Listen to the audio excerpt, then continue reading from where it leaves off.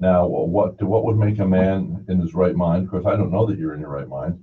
Want to Questionable. Questionable. What do you? No, I've seen you in prison. Yes, I've seen you in prison too. People are going, oh my word, I gotta, hey, Edith, listen to this radio show. We got a couple of jailbirds on here, man. They used to be in jail together. We've been in jail together more than once. Yes, we have. Because we donate our services for the graduation of the people who want to turn their lives around. It's Steps to Freedom. Yes, sir. Steps to Freedom. And you're part of that. Tell us about that process.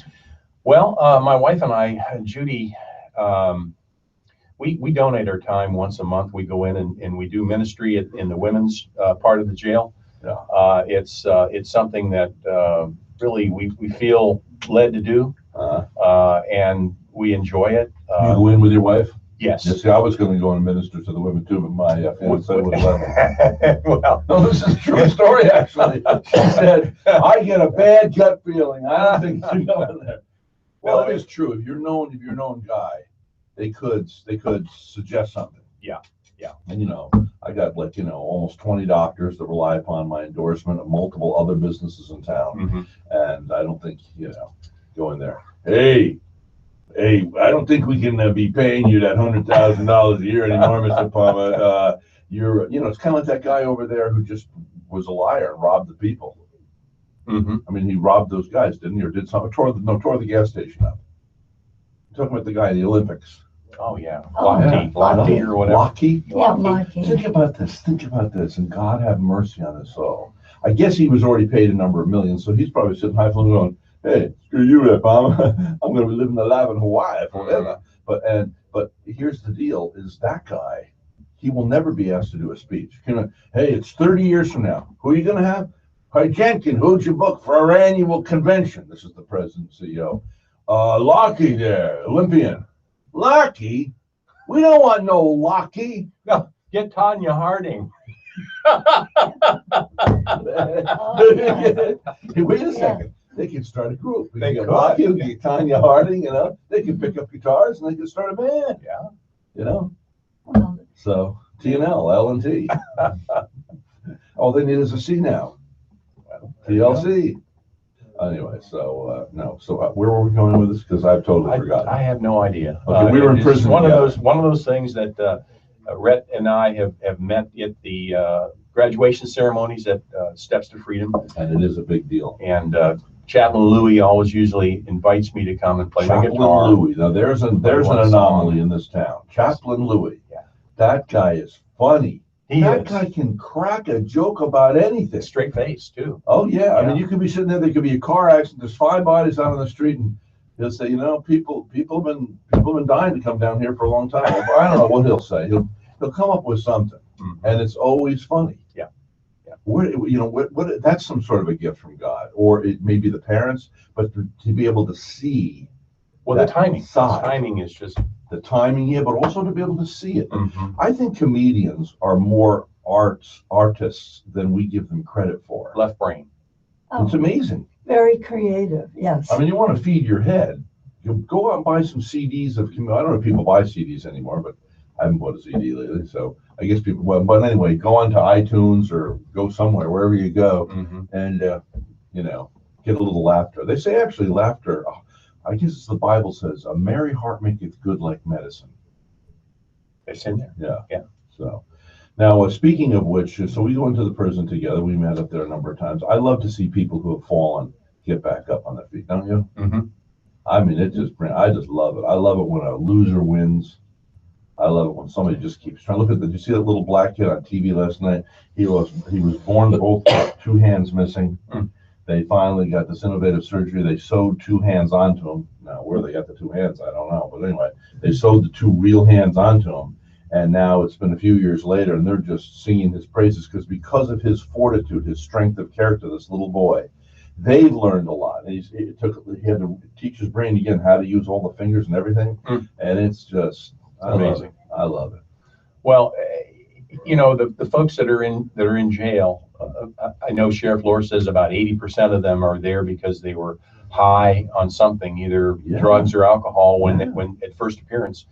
And of course, when they're in jail, they're dried out. They're off of whatever substance they were on that got them there, and it gives them time to think and really take stock of their lives. And they don't have a whole lot of decisions to make. You know, where am I going to eat? What am I going to wear? I mean, everything is. I think you talked about that You one can get time. high in there. Well, You can get high. Here's a friend. A friend of mine. He helped us start our Bureau's Voice magazine, and he everybody said you got to fire the guy because he's things are not going well. You're going to pay a price. I mean, Dave Walsh, my 90-year-old counselor of wisdom, said you got to get rid of the guy, and he's a champion of industry. So, but I wouldn't listen to anybody. But finally, some things happened, went down. Finally, I let him go. Finally, he got busted. He was actually he's an artist. He got pulled over by the cops, and he had fake money. He made some money. So the detective, this is the story the detective told us today. He says, I told him, he said, I thought you were a graphic artist, a professional. He says, well, I said, this stuff isn't very well done. He says, well, I was in a rush. This is what it looks like right here. VoteGilmore.com. VoteGilmore.com. And remember, if nothing else, VoteGilmore.com. So on YouTube there. Let's see.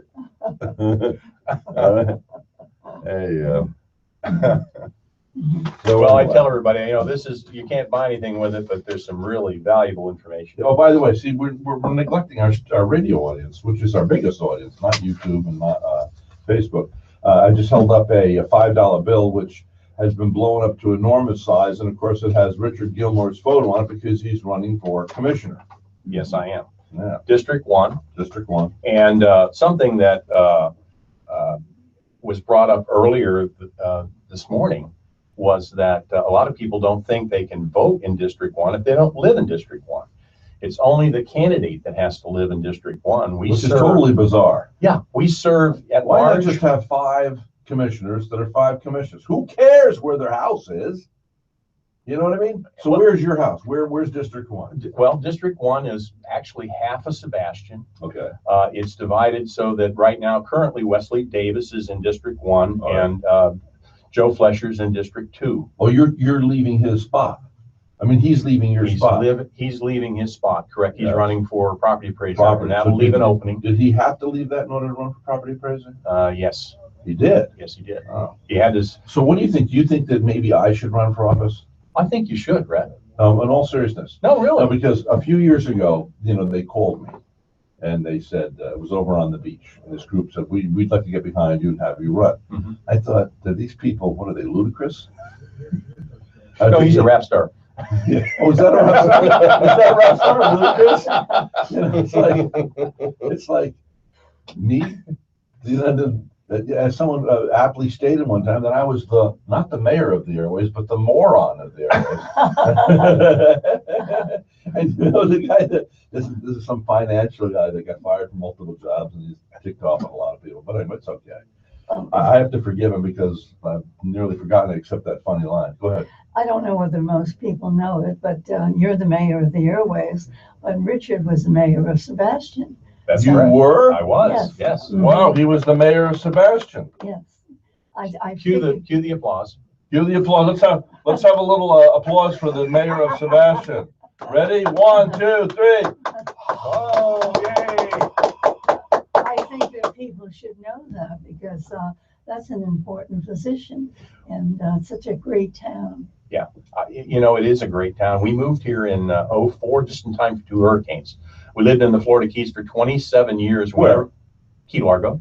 Key Largo. I love Key Largo. The Key Largo, that's okay, that's not Chica Lodge. Chica Lodge is Marathon, isn't it? Yeah. Mhm. Hey, I know. Chica's in See, now, Alvarado. see, this should be his cue, that he should already be looking up. Here's looking at you, kid, and all the things we did, just like they did in Key Largo. I Did lived you at in least put Key you put Largo. echo on my voice for that? Yes. Did you put the echo on? Mm. Was the echo on when I sang it? Okay. Whatever. Echo. When I sing, echo. Is that understood? Not chatting back there. You and Yoko Ono back there. not the Commissioner Zork who's back there. No talking for you. You just, you're not 40 anymore. You're 50, and you're acting like it. You didn't put the echo on my voice when I'm singing.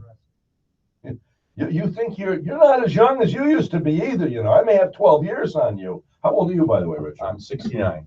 You're 69. I am. Wow. Now look at the guys. Clean Get out of here, Richard. clean I'm living. not voting for you. You look too good. Seriously. Now, how do you? You're in great shape. Mhm. Now, you work. Are you Italian? No. What I'm are actually- you? Well, I'm a little bit of German, a little bit of Scotch, a little bit of English, a little bit of everything. I used to be a little bit of Scotch, but I had to cut that out Yeah. every night. But seriously, you stay thin. You're slim and trim. You have a new shirt on.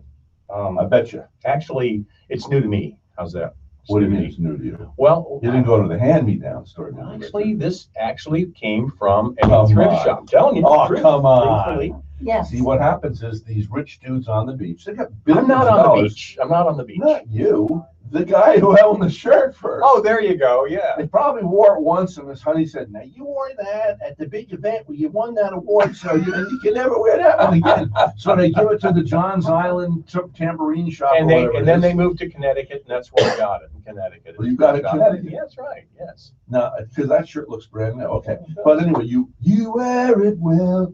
Look at no. Now, how do you stay so? I figured you were Italian. I figured you were Mid Eastern or something because he takes a tan well, doesn't he? Look at him. Yeah. Well, I was out holding signs the other day and I play golf, so Oh, you do play golf. I do. I never understood golf.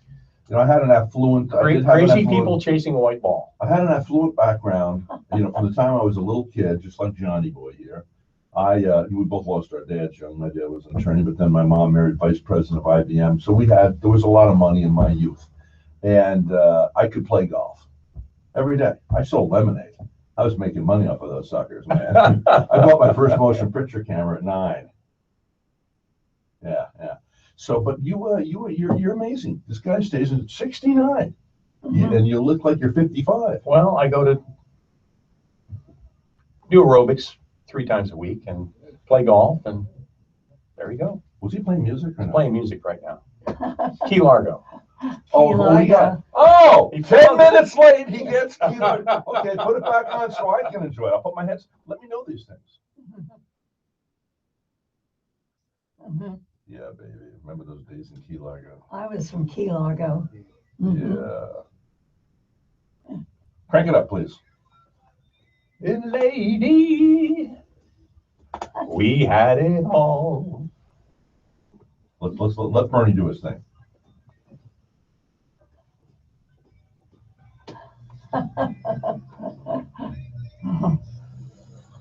Why does it take 3 hand waves to get you to put the music up? This means, look. Yeah, well, we're not overmodulating. Just do what the boss says, okay? Clip you, boy.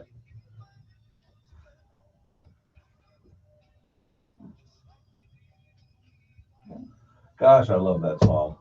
Man, that guy virtually was a one-hit wonder. One hit right? wonder. Exactly. But what a Yeah. good song. Yeah. I could die knowing I wrote that song, Well, but I didn't write that song, so I can't. you don't have to die. No, that's true. Okay, I get to stick around a little bit. Maybe late in life, God finally goes, all right, Red, here's it finally. At 88 years of age, I'm giving you a hit song. It's on the radio, That's the way I felt when I did the song for, now you're a Christian. I am. I did the song for Debbie Maycomber's Call Me Mrs. Miracle. Have a very Merry Christmas this year. Well, the sleigh bells are ringing, children are singing. Have a very Merry Christmas this year. Moms, dads, girls, and boys, church choir singing songs, celebrating Christmas Day. Jesus Christ is born. Jesus Christ is born. Have a very Merry. So the producer for Hallmark calls me.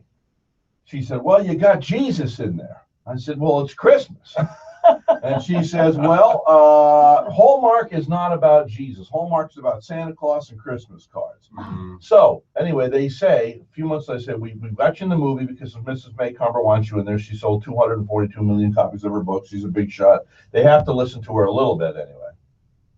And so they said, oh, the song got in there for 82 seconds. 82 seconds, man. I could just hear the money coming in from ASCAP royalties, BMI, CSAC. I could see the awards on national TV. The greatest Christmas song ever to come out. Yes, and all of a sudden we're watching the TV. This is it. 37 million people are watching that night. I said, this is it. This goes on. I've declared the name of my Lord and Savior to the world. I can die. I can die and know, hey, I'm cool, man. So there it is. So we're waiting, and all of a sudden I said, there it is. And Barbara goes, what are you talking about? I said, there it is. Where? They're walking in the mall and it's playing softly in the background because they turned it down because it mentions the name of Jesus. They were offended by the name of Jesus. Now remember, he plainly says, if you are offended by me, one day I will be offended by you. But if you declare me before my Father, one day I will declare you before my Father. But if you don't, if you deny me, I will deny you before my Father. That's pretty heavy words. Pretty heavy. Pretty heavy words. But anyway, so I fell into a deep depression. I really did. That was really, can you imagine that? You think this is your one time in life, Then I had to schlock over here again and talk to the local, plumbers and the guys, the janitors and the local folks and people like Zork, who's waiting out there in the hallway right now. People like you. Well, we think the lines going down the highway one should be 2 more inches towards the middle. I mean, That's who the heck wants to be? Micromanaging there, I think. Huh? Why do you want to be a commissioner? That's a great question, Rhett. I think that I enjoy serving, public service, and had I got involved in it earlier in my career, I probably would have made it my life's work. But being a politician? I don't think you're deceitful enough. Well, that may be true. Right. But Maybe you're not smart enough to be deceitful. Oh, well. Are you like me? How do you think you're on a scale of 1 to 10? Do you think you're like you're 10? Do you think you're a genius? Or should I put it another way? I know I'm highly gifted in certain areas, and I know I'm deficit in others, but I have found out that ADHDL, whatever we are, guys and gals, are almost geniuses in some areas, but they say almost retarded in others. So this is all very serious for people that recognize that why is this person so inept when it comes socially, and yet they can accomplish such, and such. Sure. Now you come off like a pretty bright guy, but where are you on a scale of 1 to 10? That's a tough one. That's a hard question to nail down. I like you, I have areas of expertise, but Where do you think you shine? What benefit? Okay, let me ask you this. How do you think, why do you think you should be an administrator of this, of our local economy by becoming a commissioner? My idea when I sit on the city council is that we are a board of directors, much the same as a board of directors for a corporation. Yeah. I've sat on corporate boards and I know a little bit about running a meeting. You have to get along.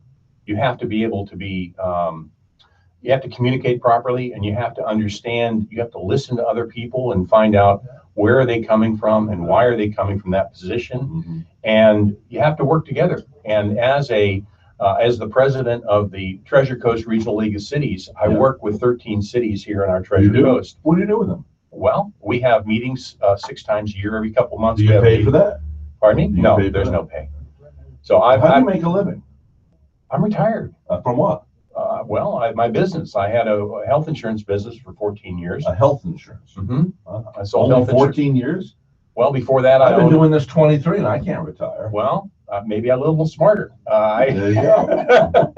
Amen, brother. See what I said about that? Before that, I had a satellite television business that I owned, Star Trek Systems, that I founded.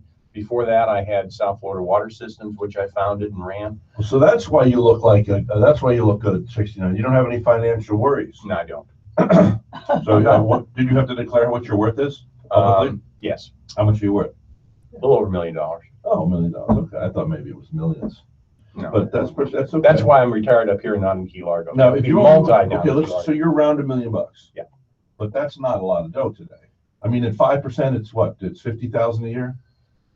Something like that. But you got Social Security. But then again, you can live if your house is paid for, you can live pretty good. So you're including Social Security, what, $20,000 a year? So you're living on $70,000. How much are you living on a year? It depends on the year. Depends on the year. Because things move like stocks or what? Well, yeah, we have. When I retired, I didn't have that much, about $250,000 in cash, And we bought our house, paid cash for our house when we sold our house down there. Yeah. That was smart. We paid off our car, so we're debt free and have been debt free since 2004. Ah, debt free. Now that's the kind of guy you want working in the local government. Okay, Richard, can you stick around a little longer? Yes, sir. Richard Gilmore is running for Commissioner District 1. This is the mayor of the Airways. Hey, Beverly, tell him we'll be right back. Oh, we'll be right back. Mhm.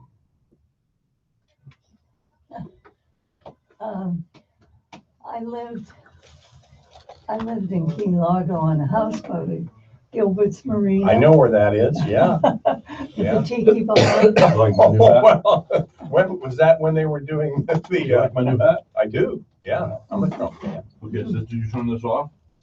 You can't turn this down. You have millions of people watching here, John. I didn't know if you wanted to turn it off or not. That's all. We're Yeah, still- that was- Watch what you say in the room, though. You are on live I continuously. understand. Let's go put some sugar in my coffee. Yes. Well, look who's here. Jonathan, you're going to have to abdicate your throne for Mr. Zork. Okay. Hello, Mr. Zork. Take your water with you, John. What were you doing? That would say that it's not great currently. Well, we moved down there in '77. We came down just really for the winter.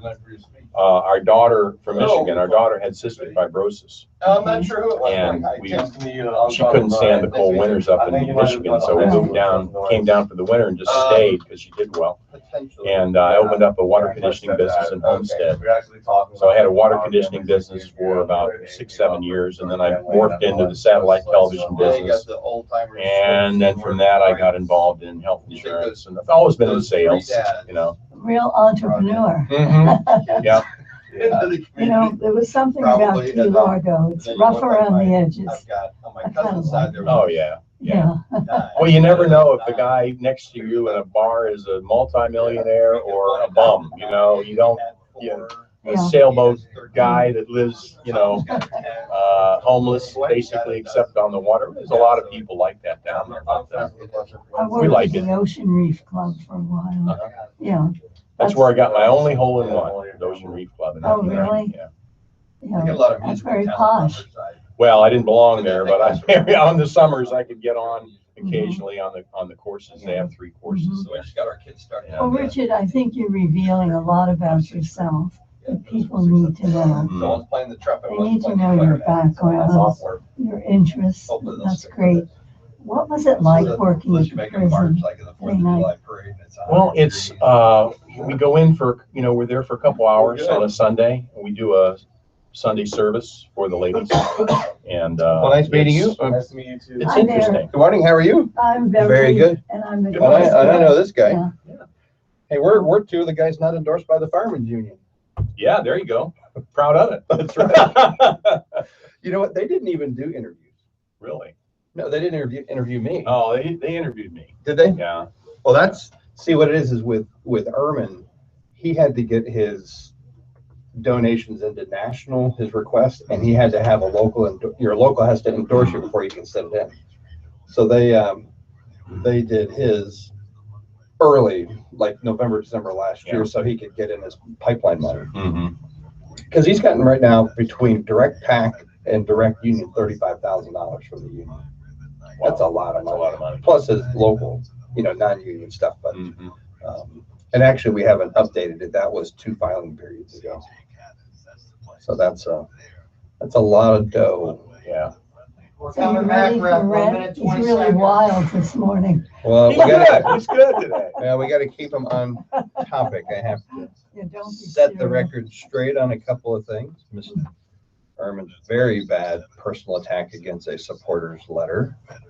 It's like the union hack can write letters of support to him, and I don't necessarily like it, but I don't go write a letter and bash him. Like he came out and attacked Dr. Faraday, who's Would you like some pretty coffee? smart. Are you- No, I'm a water guy. Okay. John, could you do me a favor? So- Could you get him fresh water? I'm gonna run out to I the don't know. I little guess boys' this is all room rest. briefly. Oh, that one's mine. Oh, that's Yes. yours. I thought- Oh, you're way ahead of me. Okay. Yeah. Well, I've seen your picture and your signs everywhere. Yeah. Good exposure. Yes. I work here as a concierge. So Mhm. Okay.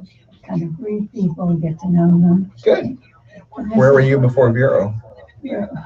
I'm from Stowe, Vermont, Oh, way up there. and I introduced Rhett to Stowe, who was there. Right. Yeah, thank you. Oh, I'm good. I've got one. Well, Okay. just in case you're thirsty. Thank you, John.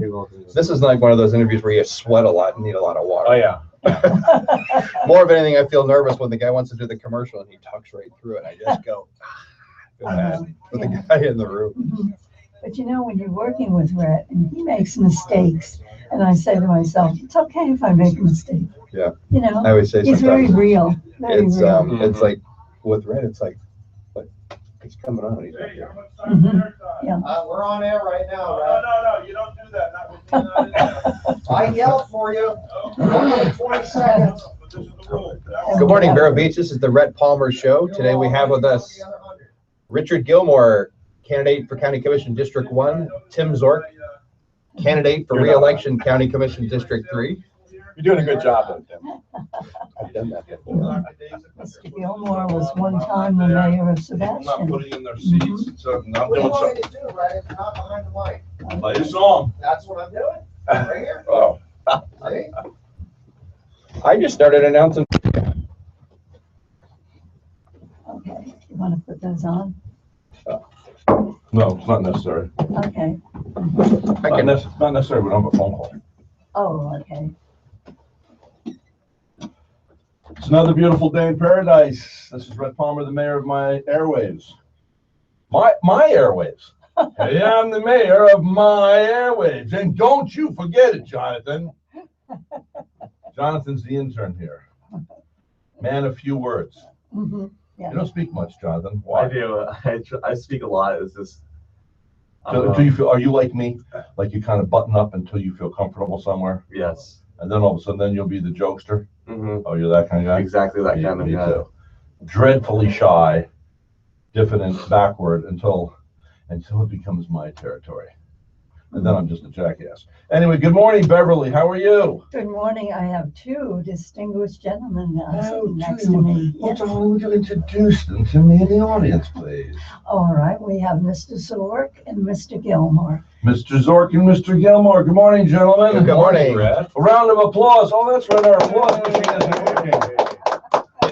In traditional fashion, Chandler is actually on his way to school. I just got the official text. Chandler, is he So listening? he is listening Hold to you on, this hold morning. on. Chandler. Chandler, also known as Blue Angels number Okay. 9, the You gotta honorary team play member. the mayor of the airways for Chandler. Can you play that at least?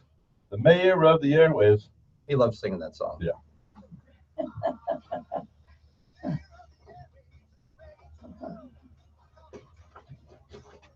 You sure it's the same now? They're in the car.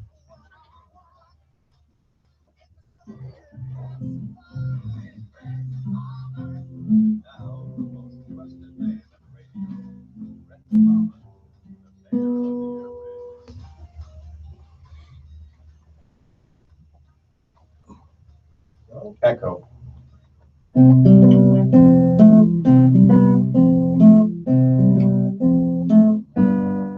Well, my name is Chandler.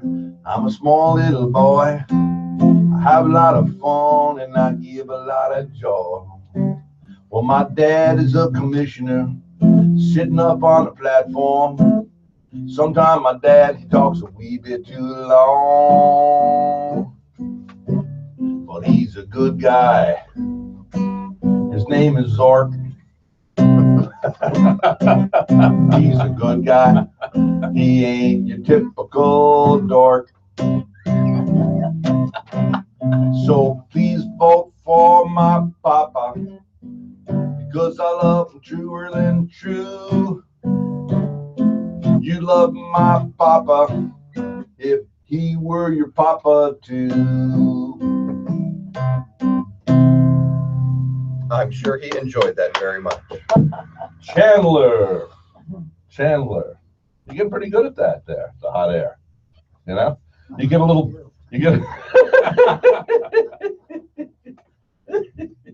So Timothy Zork Yes, sir. has stepped into the studio, running for office. Running for re-election, County Re-election. Commissioner You're the District 3, you're the incumbent. Russ Lemon says you will be reelected. Well, I appreciate those kind words, Mr. You Lemon. didn't read that in this thing? Have not seen that yet, no. Mhm. But I've been getting a lot of high fives lately, so I'm assuming it's tied to It's that. gonna be tight though, because you're running against, some big money, Huge money. huge money. Yes. How much money was in the chest for, is it Joe? Yes. Joe Ehrman. Now, Joe Ehrman, first of all, very likable guy. Yeah. Were you friends before this whole event, or? Sort of, you know. You think you grew up- sort of will be friends again, or can that not happen after this? Well, you know, on a more recent note, letters to the editor come in all the time. And he has the union hacks and the union members write letters of why he should be elected. And I get that. That's fine. And you take those and you read them and then you throw them in the trash. But I don't He read took- those like I used to, but I so probably he took should. the time to actually personally criticize somebody that wrote a letter on my behalf. But what Dr. Stephen Faraday, who you know has been very involved in the electric issue, he says Dr. Faraday is misinformed, fed information. Well, let me just read a little bit about who Dr. Faraday is. Dr. Faraday has a master's degree in accounting, a doctorate in public administration. He is a chief financial planner. He's a former director of the Pension Guaranteed Trust for the whole United States. He's a pretty smart guy. He does his homework. He does his research. Can I be honest with you? I don't know who this Dr. Faraday is. Well, if you because I don't work on the keep up, electric you know? issue, you would know. Okay, yeah. A very involved in the Taxpayers Association, but his big issue has been the Vero You need Beach to introduce electric him to rates. me. Yes, super nice guy. And I meet all these people, and I go to these parties and stuff, and I don't know who they are. I was Dr. Sadwani's house a while back, and somebody said, you know, you were talking to a billionaire for a half an hour there? I said, dag nabbit, why couldn't somebody tell me talking to a billionaire? I would have got on my knees and said, please, just bestow something upon this pauper, just a little, look, 1% of 1%, and I will fly to Italy promptly. Right. And I think Mr. Ehrman owes Dr. Faraday an apology for his personal attacks. Now, when you go to the commission, people come up to the dais, to the podium, Yeah. and they sometimes agree with you, sometimes they don't. And they make those personal attacks against you based on how you voted on something. Yeah. You can't lash out at somebody else's opinion like that. I think that's showing the true colors, the true union kind of bully thugness that goes on in the union world. But last check, union PACs from Washington, D.C., Tallahassee, How much Miami, was the check Orlando. for? Well, it's a combination. If you take union PACs, union membership, and union-related entities, Mhm. it's about $35,000 last time I checked, and it's more than that. What was his total? What's Joe's total take so far? Oh, I don't know. Yeah. I just What's track yours? his union money. Actually, no, I don't watch it that close. I'm not the treasurer. Okay. I mean, we It's have in the enough papers to. and stuff. Yes, anyways, it's public legal. record. I Or just you don't go know to- it to the. You go to supervisor relations. Sure, you can go there and you can pull it up. Mr. Gilmore, how much you got so far?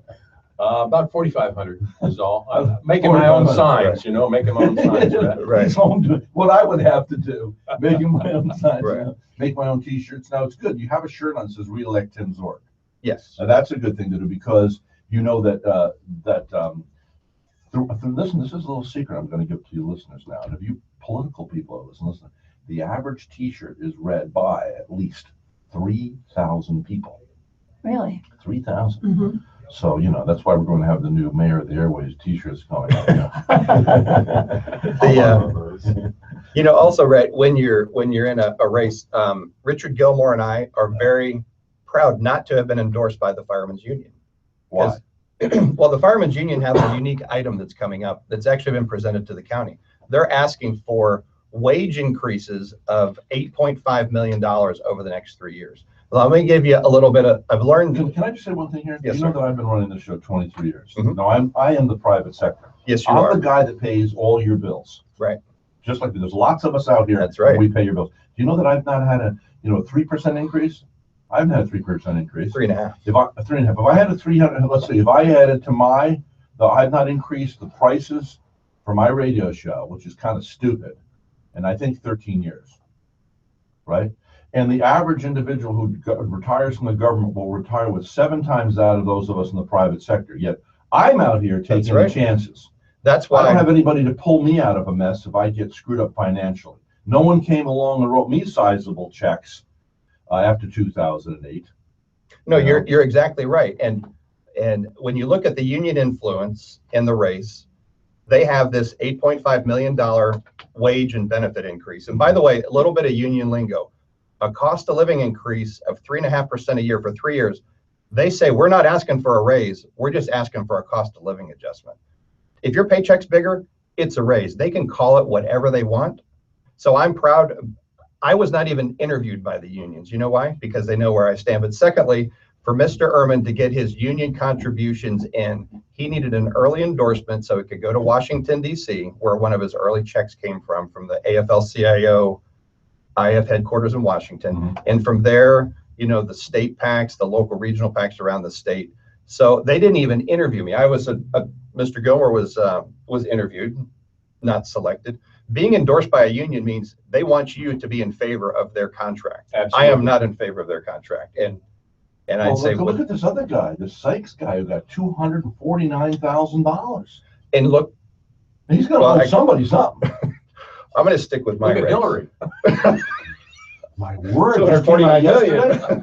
Well, you saw what came out yesterday on there? Well, it's, I mean, every day there's something. I mean, I know. I mean, I've even had Democratic friends contacting me saying, you know, I'm not voting for Hillary. Yeah. Who are you gonna vote for?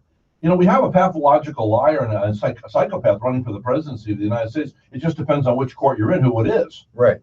you know? Right. Okay, let me ask you this, Joe. Yes. Are you both Republicans? Yes, Okay. lifelong Reagan. Would you agree with, now you see what I got my bobblehead I do. yesterday? And I got my hat, my Trump hat, okay? And somebody said that money I bought went to him. I thought it went to just a company selling bobbleheads. Maybe it did. But anyway. If he's smart, he owns the company. Probably. But let's be honest. Would you be, I even posted it. I posted that picture and I said, I would be embarrassed to say I'm voting for Trump, but I am voting for Trump. But I am embarrassed to say. Well, Because he's so, shut up! You know, why doesn't he shut up? Well, you can't change his personality, but I say his stated core values on Supreme Court nominees, Yeah. who's going to run particular parts of the government, what's his criteria going to be? If you take one of Reagan's founding principles were, if you agree with a fellow Republican 80% of the time, that's pretty good. So do I like some of his comments? No. Do I like some of his snide remarks? No. As you know, our family, we campaigned for one of his competitors in Iowa, and Laura was very, very close friends with that candidate. Ted. Yes. And obviously, Mr. Trump is playing to win. The Republicans in the past primaries, they would kill each other in the primaries and then go soft in the general election against their Democrat opponent. I think he's going to stay strong against his opponent.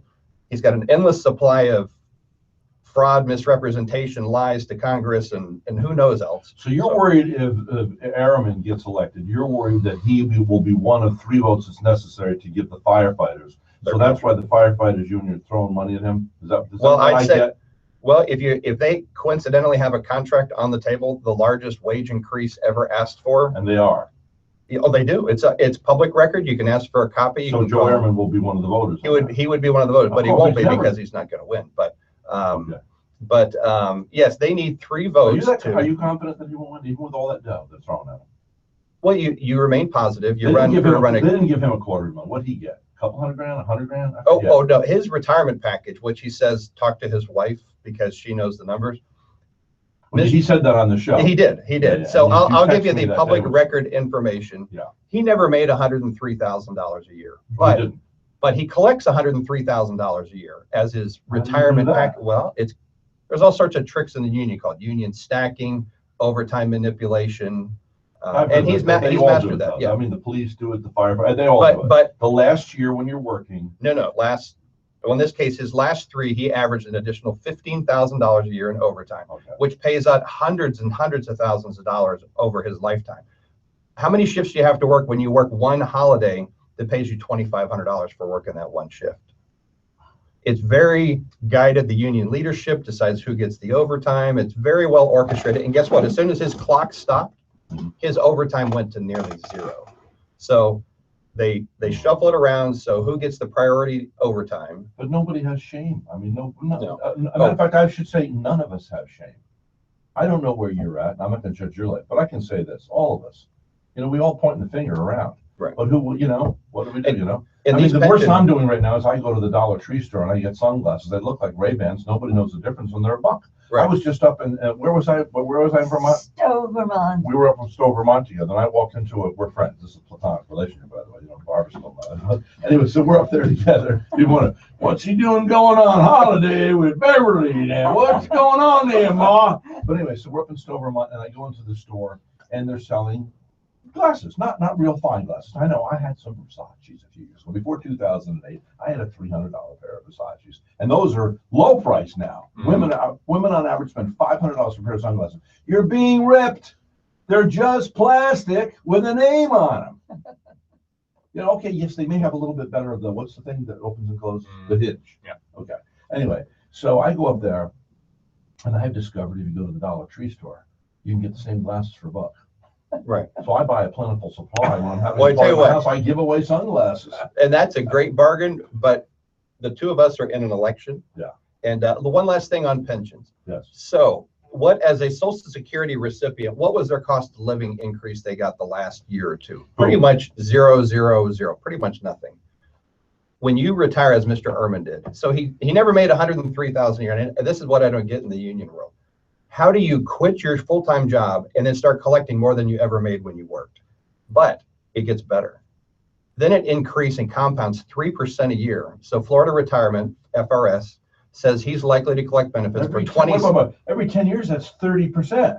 No, it's more than that. It's more than that. It's compound. Oh my So God, over he's gonna be his, making 140,000 in 10 years. no, way more than that. If you compound that 3% of $103,000, the Florida retirement system, his projected payout is $4.1 million plus healthcare benefits for him 4.1. and a portion for And how his many wife. years? Well, they say he's likely to collect benefits for 26 Now, and a on half years. behalf, now this is where the firemen come in. You Right. know, I've always stood up for the firemen. Well, I stand At the up for time I them to was a take little care of kid, them. when I'm And coming home from Nick Benny's Italian restaurant, I went, woo, woo, there go the fire trucks, there go the fire trucks. And we get home and they're at our house. So, you know, the couch caught on fire. And anyway. I want to pay them fairly, pay them competitively, Yeah. give them a good work environment. Well, how about the local talk host? Well, you got to have a union, Now- and then now you got to get now somebody this to is what I approve want- your okay, contract. Okay, you want to know something? How about this? What about those trucks down there? Okay, I pay taxes. Mhm. They buy those buses, those online buses. Right. What are they doing? Selling the ads on the side. Okay. They're competing with me. Mhm. Businesses only have so many dollars to spend on advertising. Now I'm competing with, I give them the money, they buy the buses, and now they're selling the advertising on the side. And you know how they get away with it? They say, well, we're hiring someone else, so we're doing business with a local person who's actually selling the sides of those.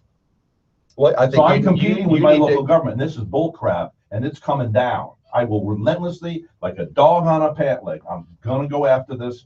It's gonna go down. why don't you They better schedule a cease time and to come desist, because I'm to? telling you. And on top of that, they look garbagey. I mean, it was nice when I had I was up there at one point on the side of the bed. It was nice when they used to sell just one side. Now they're crapping up. It looks like a freaking carnival. This is Vero Beach. Well, you know how you This correct is not Palm. This is actually better than Palm Beach. Palm Beach is the arrogant wealth. We are the earned wealth. There are some trust fund babies that are jackasses around here, but by and large, we are the people who have earned a living. I was with a guy yesterday. He inherited a great business, and he works his butt off. And so, what does he have? He has humility. On this barrier island, you have a lot of people. We have more retired Fortune 500 CEOs than any zip code in the United States of America. But we don't have many Rolls Royces because they're not arrogant. And there's You no know, the most opulence. frequent vehicle they drive, I think, is a Jeep Grand Cherokee. Yeah. Is the quiet millionaire's choice of car. Those are a nice car, by the way. Yeah. Matter of fact, my videographer here, Nick, he drives a Jeep. I was in the other brand new Jeep. What a fun thing to ride. But anyway, but he's young. He's got the kind you can take down the top. You ride in the back with a bar going across, so you can do video shots on the beach and all that stuff. But anyway, just got married 4 weeks ago. Anyway. So, but anyway, here, hold on. No, before I get off of this thing, I was on this truck thing here. Look how garbagey those trucks look. Those buses. They're well, all let's make an garbage. appointment Now, for you to the be young on an man, agenda I and was come to the somebody half podium. of this Orchid guy up there, Market Media, whatever it is, and he's doing great. He's doing a good job for them, and he's a heck of a nice guy, handsome young man. Wish him the most Right. success, but it's an unfair advantage when he's taking my tax dollars. Understand that if he's listening, whoever's listening, you're taking my hard-earned tax dollars. We're buying vehicles, and then you're competing against it for me to stay in business. It's no go. Government's not supposed to be in business against the proletariat. It's wrong. When do you want to be on a agenda item? What do you mean? Oh, you bring that up for me? Sure. Okay. Really, it's just not right. September It's not right. 2nd, I think, is our first meeting. Okay. I'll Then you take can that. broadcast live from over there in the lobby, and then when your item comes up, you can walk in and talk. Okay, we got a lot to discuss today. Yes, There's a whole bunch We of do. people There's some coming. great good things on the lagoon that Mr. Gilmore's been Yeah. working on. Okay, last- Mr. Gilmore's in here. You are running for, County Commission District 1. okay, and Mr. Zork is in here, the incumbent, running for, Re-election County Commission District 3, and just last week had 80 people show up for the Bethel Creek Pipe Connection, a pilot project I'm spearheading that I think would provide a glimpse of something that we could do to help improve the water quality of the I do have to say lagoon. you come off very knowledgeable about all this, doesn't he? Mhm. I heard that through the grapevine. I heard that Solari complimented you the other night on that when everybody was gathered down there. Right. I came in, I have to be honest, I came in, I looked at everybody. I know every face in the joint. I said hi to Marshall Littlejohn. I said hi to Mark Rodolico's wife, and I said, what are they doing? I said, everybody in here's already made up their mind. No, you actually, I had a whole row of people that were upset about union pension costs for the county and how does that gotten so out of control. So there was, and actually these were Did you people I'd broach never. that subject? I believe the question that was submitted during the interview and was asked, and my guess was it came from that row of. What do you think of those did you see what came in the mail yesterday? It's not a regular big postcard. This thing was a triple size. It was I know, size of a it's huge. poster against Aaron Kroll. Who's paying for that? Now that, what they don't. The Florida understand- Chamber, now, I think, I want to is see how this turns out, and I'll tell you why. In the past, anybody that's gone negative in Vero Beach, Florida, as Doesn't we usually are an anomaly, has what? Doesn't work. Yeah. Right. You heard me say, with the person who got nasty ran against supervisor of elections last time, she's out, history. The guy who used to be a commissioner like yourself, well, Lowther. Mhm. He repented, he said he was wrongdoing, but he Oh, he's in Erman's camp supporting him. yeah. Well, he went negative a few years ago and he was the incumbent and couldn't even get reelected and couldn't Right. get reelected 4 years later, right? Yep. And so the point is this area, and it goes on and on, when you go negative, Vero Beach, at least to this point, and I hope it stays this way, Mhm. because ladies and gentlemen, you are a fine group of people. We've had a great little town here. And then we got a certain periodical that came to town that started doing all this negative crap printing. People fall down and putting them on the front page. Wrong. That's not what we're about in Vero Beach. And we don't do big, giant posters. And just for that alone, your guy, Lang, should not win. Just for that. You don't do it in my town. Our town. We the people will speak. Folks, don't give in. We don't want that negative crap. We got to take a break. We'll be back. Today's broadcast brought to you by Route 60 Hyundai. Got a tune for you. Yeah. To the tune of, Be careful. it's nice. See, I can look at it, but I don't even know how to hold it. We don't need music. Just go to ads. You don't have to feel obligated to play music. Thank you. You know. You have to get that out.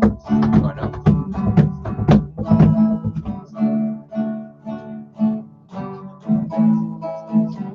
Tell me over and over. I interviewed them. Is that not a great song? We have two more guests sitting in the lounge, right? Boot them out. We'll stay longer.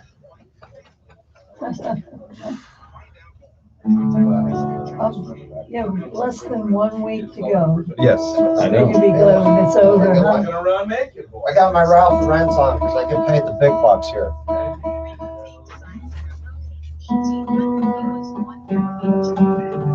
Is there any airtime before we go to the news break at the top of the hour? I'm gonna have like 50 seconds, Okay, actually. good. to I'll top use the hour. 50 I can't seconds. wait to get on my portion and say that when I went to the polls Are on you, Monday. I are voted you for Boogie coming Down. on? Thank you. Hi. Morning. Okay, it's politician morning, isn't it? Yes, it's that time of year No, it's- as the it's- revenue spikes. It's Christians running. I couldn't hear you. There you Dale, you sit there, right? Okay, Right there, but let me get my, I'm going on. He said there's only, Oh, you are? Okay, see you. Okay. there's only about 50 seconds when you come back. I'm gonna say one thing and then Okay. I've got to head You off got it. to It's all other, yours. other goodies. Okay. Who's coming in, Gail? Okay, here we go. Mr. Zork. Yes, good morning again, Rhett. You know, we talked about endorsements we didn't get and didn't want from the unions, and very proud, one, they didn't interview me, but secondly, You know, the endorsements that I do have, I've been endorsed by the Press Journal, the Indian River County Board of Realtors, the Treasure Coast Builders Association, Susan Meals Stop the Train Group. Also have an A rating from the I was with Susan last night at Mr. Matthews. and Mark Yano, a retired marine biologist with Yeah. DEP. Yeah. You know, I've got some credible endorsements. Mhm. I've also got plans for the lagoon that we can do. Ask my opponents, what is your plan? What will you do day one when you're in office? And I think they haven't said anything the entire campaign trail. All right. So I thank you for your time We'll go today. There you go. National came in Good luck. 6 Anyone seconds for early. union bashing? I got a whole file here. That's okay. We're gonna try to work something. I'm not gonna out. fire you again. Sing to Chandler. Well, now he's in school now. For as little as you pay me, it's volunteer work, Send the Brett. pastor in, would you? Hey, they need a prayer in here. Roger Ball. I always forget. You know Roger Richard? Hey, Roger, yeah, I know. Roger. Roger Bull. Okay, oh, Of Freedom Church. now, do we have, did you fill out the proper papers? They did not ask me to fill out any proper paper. We got a candidate in here. We need proper papers on him. You already got Gladding? Okay. Okay, Roger Bull. But I need the sheet from Richard. I don't know what Beverly did with it. Okay, we got Richard Gilmore, right? And we got Dale Gladding. Okay. All right, we're in the news, so we're gonna be a little bit here. Okay. Very good. How's it looking? Do you want water or something, or coffee? You're gonna get the gold or the silver.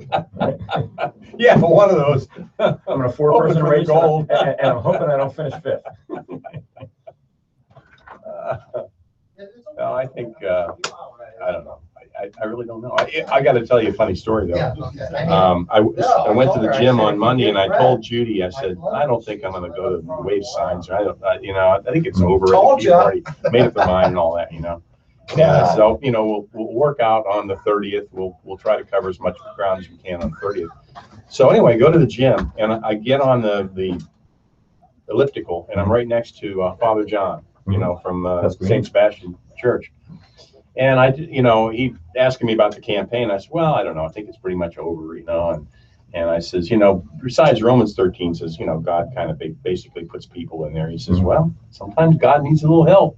He's got that brogue, and he says, It always makes it sound better, I know, even if it's not theologically right. and It he does says- sound good. He says, and then he follows up. He says, God cares for the sparrow, but the sparrow is a pretty busy fellow. And I said, thank you for that encouragement, that little slap. And so I said, I better go to work. Yeah, I do think the sign waving at the polls doesn't do squat, because the 2 times I've been there, like on Saturday, I don't remember the last time I was physically intimidated. I was physically intimidated by just driving in. There were so many signs and the commotion. Yeah. And my wife is a poll worker. Now, she can't work this election cycle for conflict of interest kind of thing. But when she went in, the poll workers, they have had an incredible amount of complaints, especially from seniors, saying like, I felt like I was running a gauntlet. It's overkill. Yeah. And if there's 1 or 2 people out there, but there's just this a sea of signs, and everybody gets lost in whatever. Yeah. I think I'm still going to targeted Republican super voters, to their houses, and a lot of them haven't voted yet. Mm-hmm. I think that's still, Yeah. I really do.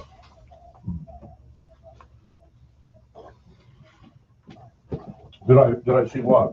That's not the bobblehead. It is the bobblehead. Okay, now we can simultaneously. Roger, when I've only done 1 sign wave, and it was, at 60 and 58, just to get 1 dedicated volunteer off my back. She's like, because I kept telling her, when you're out there, you have no idea if these people that are driving by live in the district, if they're registered voters, if they're registered Republicans, in my instance, and if they vote in primaries. Well, It's a crapshoot. yeah, I know, but they don't have to live in your district.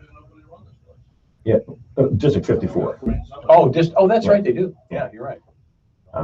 And in mine, it's a closed primary, so they have to be a Republican. Yeah, They that'd have be a to- Republican. So, I mean, it's so much better. But he came along with me and he's like, I'm breaking my own rule because he said, 4 years ago, I posted on Facebook. I said, I hope nobody sees this. I posted on Facebook. If you're one of those holding and waving a sign at an intersection, I promise you, I will not vote for Yeah, you. well, I don't do it at intersections. I just got to the library. That's definitely a Southern thing. Okay, It everybody settled with water. They are. Got your water. Thank you, Beverly. Nice meeting you. Nice to meet you, Beverly. Thank you. Good Thank luck, you. guys. God bless. So where are we going to eat in Key Largo? Oh, golly. When we go to John Pennicamp, he's going down to. We'll take you Key to Largo. this place where we actually started our church at the, it's The not the Tiki Bar? Mandalay Marina anymore, but I forget what that's good food.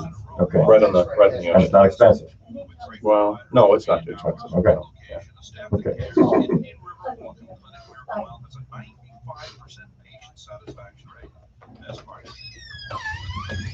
So what did you, I've been listening to you coming in, and I know your net worth, so does everybody else in your net Whatever. Right. You're retired. How did you retire? I love your life. Well, maybe I'm smarter than you.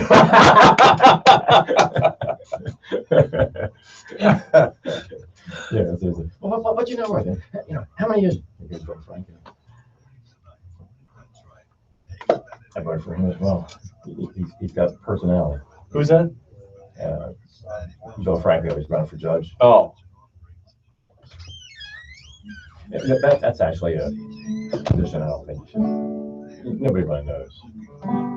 You will not get shut out at the polls. What's that? You will not get shut out at the polls. My wife and I voted. How are you? I'm Roger Ball. Hey, Roger, Len Villafranco, nice to meet you. Richard Gilmore. I think we met once before. At the middle part. When it's Silvio Sylvia. Villafranco. Oh, okay. Good Irish. She's like you just came off the boat. There you go. How are y'all doing? Good. Good. You guys sound good today. His stories, they connected. He gets up there. Maybe on the radio, and I heard nothing but the Kennedy Forum in Gifford. He works for a company, then he started his own company. Then while he was raising his family, he went to law school at night. That resonated with me. Yeah. It wasn't this, he came out of college, went right to law school, and he's been practicing law for 35 years. That's what the other guy did. I've been practicing law. I actually don't want that. Okay, I really don't want that. I want a guy to live life. You know, he's a businessman. He's going to school, raising his family. I can identify with that. Don't give me this other thing, bro. Hey, Rap, we have 30 seconds to air. Roger, you might have to. 30 seconds, guys. I'll take over. You've done this once or twice. You're not in any rush, are you? What? No, okay. Did you swear up on all the answers and everything? Yeah. Now, when I hear 30 seconds, I still panic. 5 seconds.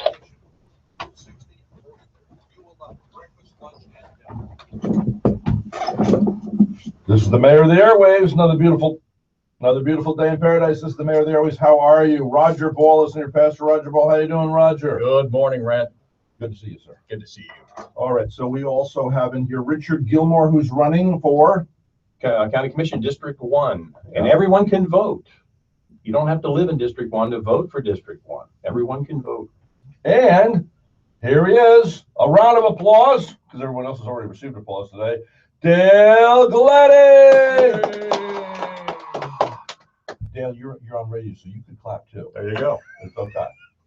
The humility. They wouldn't even clap themselves, you know? There you go. How you doing, Dale? I'm doing great, Mr. Mayor. How are you? All right. So did you brought in Roger Bull for show and tell or for endorsement? Roger or Ball what? is my pastor, my friend, my brother in Christ, and he's also a supporter and volunteer in my campaign. You were very pro-life. Yes, I am. I reposted something your wife had posted last night. A really nice article, picture of the two of you together. Mhm. And she was giving a whole litany on how proud she is of you. Actually, I think that was written by a gentleman by the name of Warren Miller. She just shared it. Oh, okay. I reshared that. Yeah. Yeah. He's a fellow that I've known for a number of years. 75 years of age. He lives in New Jersey. Good friend of mine, and he flew down on his own dime to help me campaign. And while he was here, we did our Thursday night program, our Living Water Initiative, where we reach out to at-risk youth in the community through basketball, try to provide positive male role models and a faith-based message. Share his testimony with those young men. And between the sign waving and the door knocking, he also went into prison with me at Marion Correctional up in Lowell. And at age 75, played third base for me, made all the plays, dove twice, slid into the second once. And he's a dear brother in Christ. And he believes in me. I love him. All right, we've just gone live on Facebook too, just so folks know. And this is Dale Gladding. You're running for State Representative in District 54. Who just happens to have on a nice striped red shirt today and has happened to sit at the seat with see the red wire for the red microphone There and you also go. the red headset. So you look like something out of a magazine today. There you go. Yeah. So tell us, why should my listeners vote for you? Middle-class candidate in my race. I'm running against some. Now, what do you mean by that? You're the only middle class. Well, the median family income in our district is $45,000 per household. Okay. And I'm the only one that is even close to that. The other folks are good people, but we own one car, right? It's a 2003 Ford Explorer. It's got 232,000 miles on it. You're a full-time minister. I'm a full-time minister. I raised my own support. I'm still waiting on my check from the 10th. You know, so I'm the only one that lives paycheck to paycheck in my race. I'm the only one that can look people in the eye and say, you know what, I know how hard it is to put a roof over your head and food on your table. Now, I got to meet Dr. Mackay for the first time the other day. He Mhm. came over Saturday. We did a Mhm. recorded interview. I think we played it once or twice. Mhm. If my engineer was listening, I think we played that once or twice with Dr. Mackay, haven't we?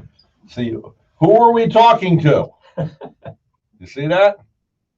Dr. Mackay. How many times have we played that? That's who you're running against, right? He's But one you, of, but he's you one of two other are the candidates. only guys that have gray in your hair. Absolutely. We've got Dr. McKay and myself are both 56.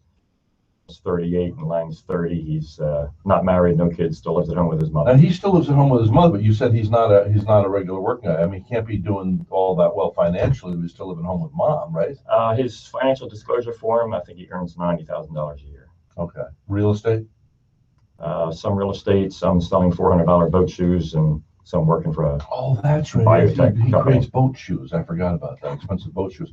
Let's see, what did he get? He got $249,000.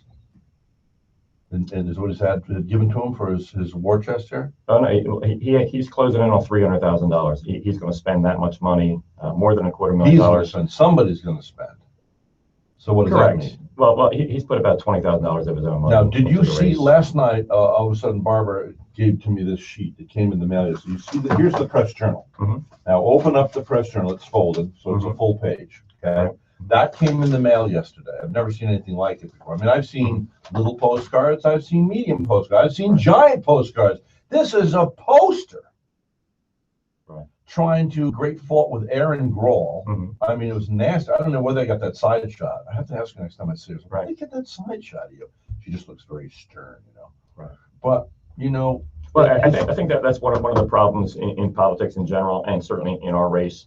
Our race, we have a lot of power brokers in Tallahassee, a lot of political action committees that are trying to determine for us here in Indian River County, power brokers. right, who is going, special interest groups, Yeah. who's going to be our Lobbyists. next state representative. And both the Grawl and the Sykes campaign are being supported by a lot of lobbyists, a lot of special interest groups, and they're both going to spend over $250,000. And you know, every day I get 2 or 3 mailers from the Grawl campaign telling me, you know, how she's a Wonder Woman and slamming Sykes, and then I get 2 or 3 from the Sykes campaign saying how he's Captain America and slamming Grawl. And we've stayed above the fray. We're not filling and flooding your mailbox. I'm going door to door. I'm sweating my tail off because I'm the middle class candidate that doesn't have the war chest, but I've got a whole lot of real life experience. You know what I don't understand? Just from my point of view, okay? I'm going to be a little self-indulgent here. I've had a number of candidates come up to me over the years and said, being on my show or getting an endorsement from me actually made the difference in them getting elected. Mhm. Now, I don't know if that's true or not, but let's just say some of the cases are true. Okay. Maybe just a couple. Wouldn't you think I would be approached if they're willing to spend all this money on this crap? Mhm. You would think somebody would come along and say, here's 50 grand, here's 20 grand, stick this in your back pocket and just make sure you say every day that you like such and such. Now, that hasn't happened. Well, that would be illegal. Yeah, we know that. But we also know, it just came from the CIA that they deliver $3 million monthly to this guy in Afghanistan.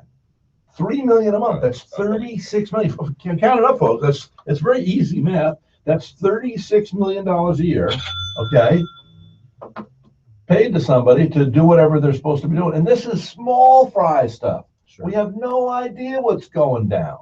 But it's your, my tax dollars that are paying for it. Yeah. So I don't understand why somebody hasn't come up, Because they know that you're above reproach, Mr. Mayor. Well, it would be nice to be tested. Because then at least I could say somebody approached me, There you go. Hey, You know what I mean? I feel left out of the fray. What's going on speaking here? of endorsements, and just to piggyback on what Richard said earlier about you don't have to live in District 1 to vote for Richard in his race there for County Commission. I live in a different district, and my wife and I proudly voted for him yesterday at the polls. Well, they voted for you. Yes. Absolutely. That's because you like his guitar playing. Right? No, it's because he's a brother in Christ, and I think he's done a fabulous job up in Sebastian. So that's right. You were the former mayor up there, right? Yes, I was. Yeah. So are you a councilman now? Or? I am on council now. I also am the president of the Treasure Coast Regional League of Cities. I also sit on the board of directors for the Indian River Lagoon And that's Council. Huge. That's huge. And that is what we did a year ago is I organized the cities to take the place of the county. So I went to Vero's city council. I went to Indian River Shores. I talked with Fellsmere, and we put together a coalition of cities to take the county's rightful place. We put $50,000 in. And for that $50,000, we received grants over $250,000 this year. So I think that's a good deal from the county. Let me ask you this. Now, I don't mean, because usually I believe if somebody's done you good, the Bible says, do not do them ill or the curse will never leave your household. So when somebody's done me good, that's it. I will not raise my hand against them. And so Governor has been on my show 18 times, a couple of those times were live. Most of them were on the phone. He came right here for my grand opening. But I have to say, I need to call him up. And I'm a little, if I can get through his battery of people that's around him. Good luck. Is that, he seems to be moving lethargically when it comes to the lagoon. Do you concur? Yeah, I agree. In fact, there's so many problems with the lagoon. In the southern lagoon, you've got the outfalls and the water coming out from Lake Okeechobee. That needs to go south. It needs to replenish the Biscayne Aquifer, which is a very close to the surface aquifer. There's 4.5 million people drink from that aquifer. And not only that, but the water has to flow through the glades to replenish the fresh water in Florida Bay. Florida Bay lost 30,000 acres of seagrass last year because of the hyper salinity, because they didn't get enough fresh water. The water's got to go south. That's all there is to it. And in my race, Dr. McKay and I are the only two that are on record as saying that we should purchase the land south of Lake Okeechobee for the freshwater discharges. And you're also the only two guys that have gray in your hair. There you go. But both. All I know is Mr. when I Sykes get on a jet, I want to look up front. I want to see the captain is gray. in his Don't you hair. know it? Don't you know it? Absolutely. I want to see somebody that's lived life, And, Rich and I both live life. But going back to that issue, both Aaron Grawl and Mike Sykes gave the politically correct, non-committal response where they're not in favor of that, but they are in favor of that, but they're not in favor of it. And they're trying to be all things to all people. And when you do that, sometimes you're not standing on anything. Do you think, well, you're not really a political guy. I'm a minister. I look at public service So- as being a minister. So I don't know. Roger's a minister in town. Good morning, Roger. Good morning, Brad. And, and you've been in politics for quite a while, Mr. Gilmore. Mhm. So this big postcard that came in the mail yesterday, and I saw last night, Mhm.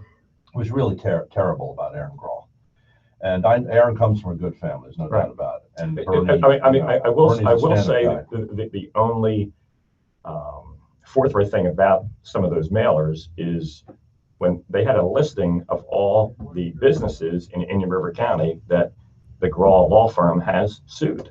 Mhm. And you can't have it both ways, right? You can't say you're pro-business and then go about making your living by suing other businesses in Indian Yeah, River County. I'm not the one that was behind any of the mailers. That was the I've science never campaign. sued anybody, okay? Good for So there's a number of people that owe me a substantial amount of money. Mhm. And finally, I said to Barbara, and I'm kind of naive because Pastor, you would know about this. It says the children of this age are wiser than the children of the age to come. It's in the Bible. The children of this age are wiser than the children of the age to come. I know I'm not as big as I appear in the mirror, and or as intelligent, and I believe I'm one of the children of the age to come. But what were we talking about? We're talking about making a living by suing small suing businesses. people. So I've never sued anybody. So somebody owes me a lot of money. Right. So we finally hire a collection agency. Mhm. And a week after I said that, this person said to the collection agency, "Oh, I'm not worried. Rhett's never sued anybody." Hmm. And it got back to me. So now I just signed the papers yesterday for a massive amount of all the people in town. Mhm. You better be shaking in your boots because this is a kick butt collection agency. We're going there and signed off for the attorneys. Mhm. So I can't do that anymore. So I will not be able to. I wanted to die not having sued anybody. I'm 62 years of age, first time. That's it. So I can understand. So you got to put that, it's all in perspective. Why did the Grolls have to? Why were they hired by a group to sue whoever? You can't just say, well, carte blanche, not to sue. So anyway, and But I It's tough being have a an gentleman attorney, that volunteers for Ryan Ministry, and he's on my campaign kind of roundtable Yeah. team, and his dog bit a little neighbor kid to the point where they just had literally he went to the hospital and they put a Band-Aid on it. They cleaned it, put a Band-Aid, not a patch, not a this is not our mutual doctor friend, is it? no. Okay. But anyway, he offered to pay medical bills. The fellow said, no, there's nothing here. Two days later, that gentleman was out riding a bicycle in a group with one of the Grolls. And one of the Grolls talked him into suing, and this guy went through this horrific, I won't mention names, who this fellow was or the dog bite victim, but it was not a pleasant scenario for him. And so he's not a big fan, but that's not why I'm running. I'm running to put people first. I'm unapologetic about my faith. I'm running on a faith, family, freedom platform, lower taxes, smaller government, family values. And again, I'm the only middle class candidate. People perceive you though, as did the Press Journal, right? You have we're a little grumpy towards the Press Journal, aren't we? Because didn't they categorize you kind of like dismissed? Weren't they dismissive? They were just right. They called me an unabashed abortion opponent, which I am. I prefer the term pro-life because I'm pro-life at both ends of the age spectrum. I'm president of the Indian River County Republicans for Life. Well, obviously, it was a liberal who wrote that instead of anti-abortion. Right, but I believe the slaughter of 1 million babies each and every year, 85,000 of which are in Florida, I think is one of the reasons why God is not just withdrawing his hand of blessing, but he's starting to judge this country. And it's a spiritual issue, it's a social issue, it's an economic issue, Brad, and I've mentioned that on your program before, where if the 63 million babies that have been aborted since Roe v. Wade in 73, if only 50 million of those had survived to adulthood, we're earning $30,000 a year. That's an additional $1.5 trillion that pours into the U.S. economy. And Social Security would be solvent into the 22nd century because when FDR signed that bill into law in the 30s, we had 167 workers for every recipient. Today we have 2.7. We have slaughtered our future workforce, and that's why Social Security is crumbling. So why did you bring Pastor Ball in? Did you wanted him to Well, he's my friend. endorse you? Or He is my say friend. He's something my about your pastor. He's character? my brother in Christ. And yeah, he was one of the first guys that endorsed me. I have endorsements from about 25 to 30 different pastors all throughout Indian River County, and Pastor Ball is Roger's one of my dearest friends. He knows me, loves me, warts and all. So I'll turn the mic over to him. Yeah, there's no doubt about that. I want to come back to just one last comment. Sure. On the idea. If you're going to claim that you're pro-business, it's not just that the law firm sues businesses, but how do you support that? I mean, how have they been pro-business? How has Erin really been pro-business? And she's a fine lady, there's no question about that. But one of the reasons, and one of the primary reasons, and it has bothered me, you just brought it up, the Press Journal was so dismissive, but so is so much of our culture. The liberal slant towards the issue of life I mean, they use the term anti-abortion. So what does that mean? That means that they are pro-death, even though they want to use the word choice. So we get into all this semantic stuff. But the main reason that I supported Dale was because I'm not the guy that can come to you and say, hey, here, Rhett, here's $50,000. Mention Dale's name every chance you get. I'm not the guy who could write a $50,000 check to his campaign. And so, when I look at a candidate, I look at who is speaking on my behalf. And the political culture in our country has become such that we truly buy elections now, and you look at the low information voters that are out there. You look at what has happened in our culture, and there are very few that I can look at and honestly go, he is speaking on my behalf, and look at all the issues, not just the abortion issue. That's why that article and that take on Dale's campaign was so wrong. Yes, it is it is one of the most important issues, but why wouldn't it be? Why wouldn't the slaughter of millions of unborn babies be the primary issue on people's minds and hearts? But it's not the only issue, that he speaks to. And as I've gotten to know Richard Gilmore more, I am seeing candidates in our community that are stepping forward because they really truly desire to be a voice. They're not looking for a job that will give them a retirement plan for the rest of their life and put in a few hours of work for a short period of time, and then retire from that. They are actually in their heart desiring to see change come. And so knowing Dale as well as I've known him, getting to know Richard and other candidates in this community, it's been an honor to be able to say, you got my vote. Well, there you go. You got an endorsement. There you go. I think one of the things that separates Richard and I from some of the other candidates in the race too, some of the candidates talk about their volunteer service in the community. And to be quite frank, it's mostly in air-conditioned boardrooms. I got to know Richard because he volunteers at the Indian River County Jail. And I've spoken there a number of times. Chaplain Louis Trofe is a dear friend of mine. He's been knocking on doors. He's on the board of trustees of my ministry. But we're ones that aren't afraid to get down and dirty and get sweaty and minister to people that are falling through society's cracks. It's one thing to sit in an air-conditioned boardroom and to pass a budget, and that's necessary, but to actually minister to people person to person, I think that's what counts. All right, we got to take a break, and we'll be back. Today's broadcast brought to you by Route 60 Hyundai. Also today's broadcast brought to you by Dr. Mallon, Dr. Snell, Dr. Katz, Dr. Kadadade, Dr. Brannigan. Brannigan. Wow. Center for Advanced Eye Care. This is the mayor of the airwaves. Also today's broadcast brought to you by Dr. Jones and Dr. Jones. We'll be right back. Hello. I love when he says, Good, I'm on the air right now. I just was going into commercial break. I'm gonna have to head How you out. doing? Yeah, I don't get off the air most mornings until 10. It's best if you wait till 10:30. Thank you. All right. Well, what's up? Let him know I had data. Well, I have Did you play something? I haven't yet, lunch but already set for I Friday. set some And the lunch set for words today to is the on even Friday. destruction. How does he telling you about for, the other day? Saturday So- morning breakfast might be available. Talks about the lagoon. Yeah. So, Yeah. Brett played something a little earlier, and I thought, well, let's finish up with that. Yeah, and of course, it doesn't have to be a lunch or a breakfast. I can always just pop over. Yeah, give me a call after 10:30. That'd be perfect. Okay, thank you very much. You got your risk taker's wristband on there. Call Megan.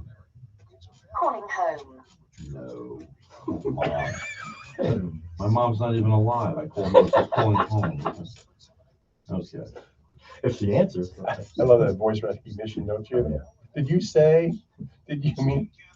Probably had 31 people watching on Facebook. Oh, cool. 31? 31. Not bad. But that's only for right now, to the replays, of course. So you figure by tonight there'll be 150 that'll see that. I've got a Yamaha almost the same body as this, but it's black and it's a steel instead of nylon. Hey, play that song again. The Eastern World. The Indian River Lagoon, it isn't floating. Fish have died, out you floating. You don't want to swim or even go boating. You'd like to do it, but they say it's verboten. And you even think Lucy River's got dead fish float. And you tell me over and over again, my friend, that you don't believe the lagoon's on the eve of destruction. Don't you understand what I'm trying to say? Can't you feel the feelings I'm feeling today? If the tipping point is reached, there'll be no running away. There'll be nothing to say. We'll have gone in a grave. Take a look out, boy. Bound to scare you, boy, and you tell me over and over and over again, my friend, that you don't believe. Watch your chords. You want to learn. Guitar plays. Yeah, chords. D-A-G. Hold on, what is it? B? D. Oh, D. Dog. D. D-A. D. No, that's D-A-G. No, D-G-A. You'll start again. D. D-G-A. And then Just wanted you to be aware. D-G-A. My wife D-G-A, felt D-G-A, bad. and then D minor. I didn't even know I had a shirt. Don't believe Yes. we're all destruction on the eve of That's destruction. funny, he drives around with his Was it? shirt. So, okay, on the chorus, Okay. it's, I'll drive by there and check him out. Yeah. of course. But you tell me over and over and over again, my friend is B minor, Maybe I misunderstood. Yeah, then G. that you don't believe we're on the eve of destruction. That's it. So just D, G, A. D-G-A, So that's it. simple. Most songs are, Yeah. you know. So simple. How we doing? I'm all right. By the way, I'm making available my Facebook. The doctors, are paying me now for Facebook posts. Okay. So this is the last week and a half. If somebody wants to wheel and deal with me, you got extra money in the coppers. Not the last week and a half, it's less than a week. The week, whatever it is, the week. 6 You want me days, to 5 days. punch out? Yeah. I will do that. If we win on Tuesday, we're gonna have to start going again for November. Yeah. Yeah, the money will That's flow in true. if you win. Who are you gonna? Who do you think's gonna win? Who Is do it I? gonna be you and Moylan or you and? About 3 minutes. I'm hoping it's me and Meadows. In the legal world, they're saying it's Meadows. me and Meadows. Yeah. Well, we're the two I don't- normal guys. Yeah. I don't know. I have to talk to The him. other I have to two- get to know him The better. other two are deep pockets and politically connected. The one that came off. Now, this is a primary, Yes, and so you'll face a somebody, runoff. a runoff. Unless have one of us gets 50% plus. Well, But in a four-man race, that's not gonna happen. you never know. I'd be shocked if it Oh. Off the record, I think we're off the record. Irma's been telling her endorsement by Joe Negron, who's been talking about, she's ready to step in and help them with the lagoon. Negron's done squat for the lagoon. And he's been in the House and then in the States. All of a sudden, he's this Negron's champion. never cared about being on my show. Yeah. Yeah, so I'm like, really? I'm arrogant. Yeah. Yeah. I mean, it's just Cole like, Megan. he's talking about being late to the party. And then, him saying, well, together we're going, I'm like, I don't want his endorsement. I don't want Carol Jean Jordan's endorsement. I mean, for crying out loud. I mean, Call Megan Howe. they're establishment politicians that have been around forever. It's just, I don't have a phone you know, number I'm for surprised Megan. that today was the front page of the press journal. Wesley Davis is, and I like him, I voted for him. But he was endorsed by Leslie Swan. Who is? Go live in 30 seconds. I don't think, I don't Yeah. know that I don't think that. Look at the ads. Oh, I know. One of my It competitors appears like he is, but he's One of my not. competitors is stating he's endorsed by people when he's not. Read the copy. I couldn't read it, it was too small. Yeah, wow. He's talking about, these people took over, for long-standing people like Leslie's, they modernized and that's how he wants to modernize the Here we go. mayor's office. So it's,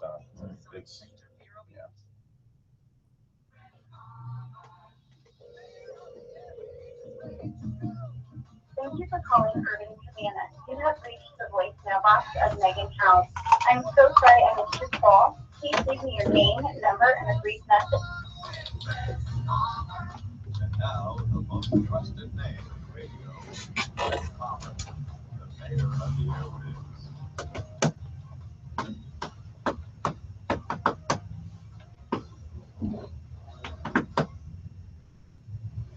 This is the mayor of the airways. How are you, ladies and gentlemen? Behind the glass, causing corruption and excitement wherever he goes.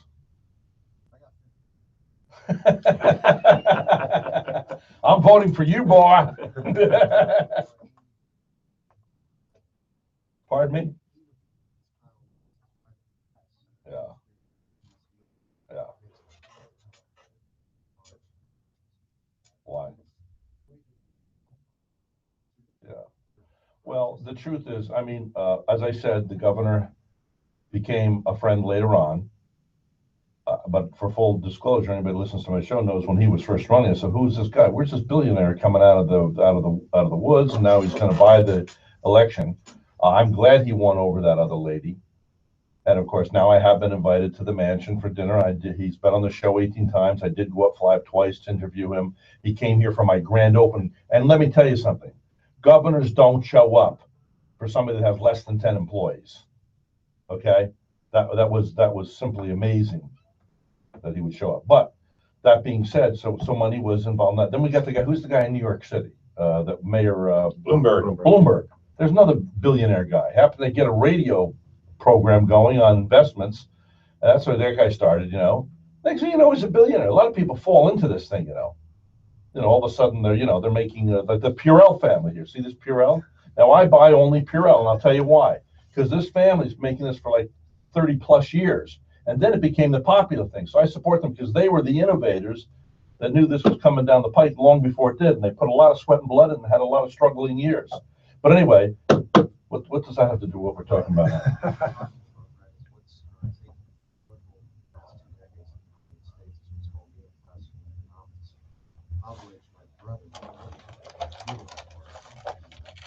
Neoclassical? Your brother's a Harvard grad? What happened to you?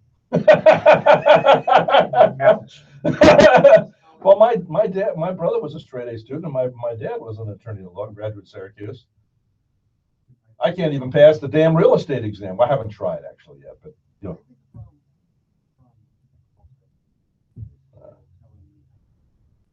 Yeah. Well, somebody needs to, you know. So how is it putting up with this crap from Palmer every day? You don't mind? Well, I find myself briefly.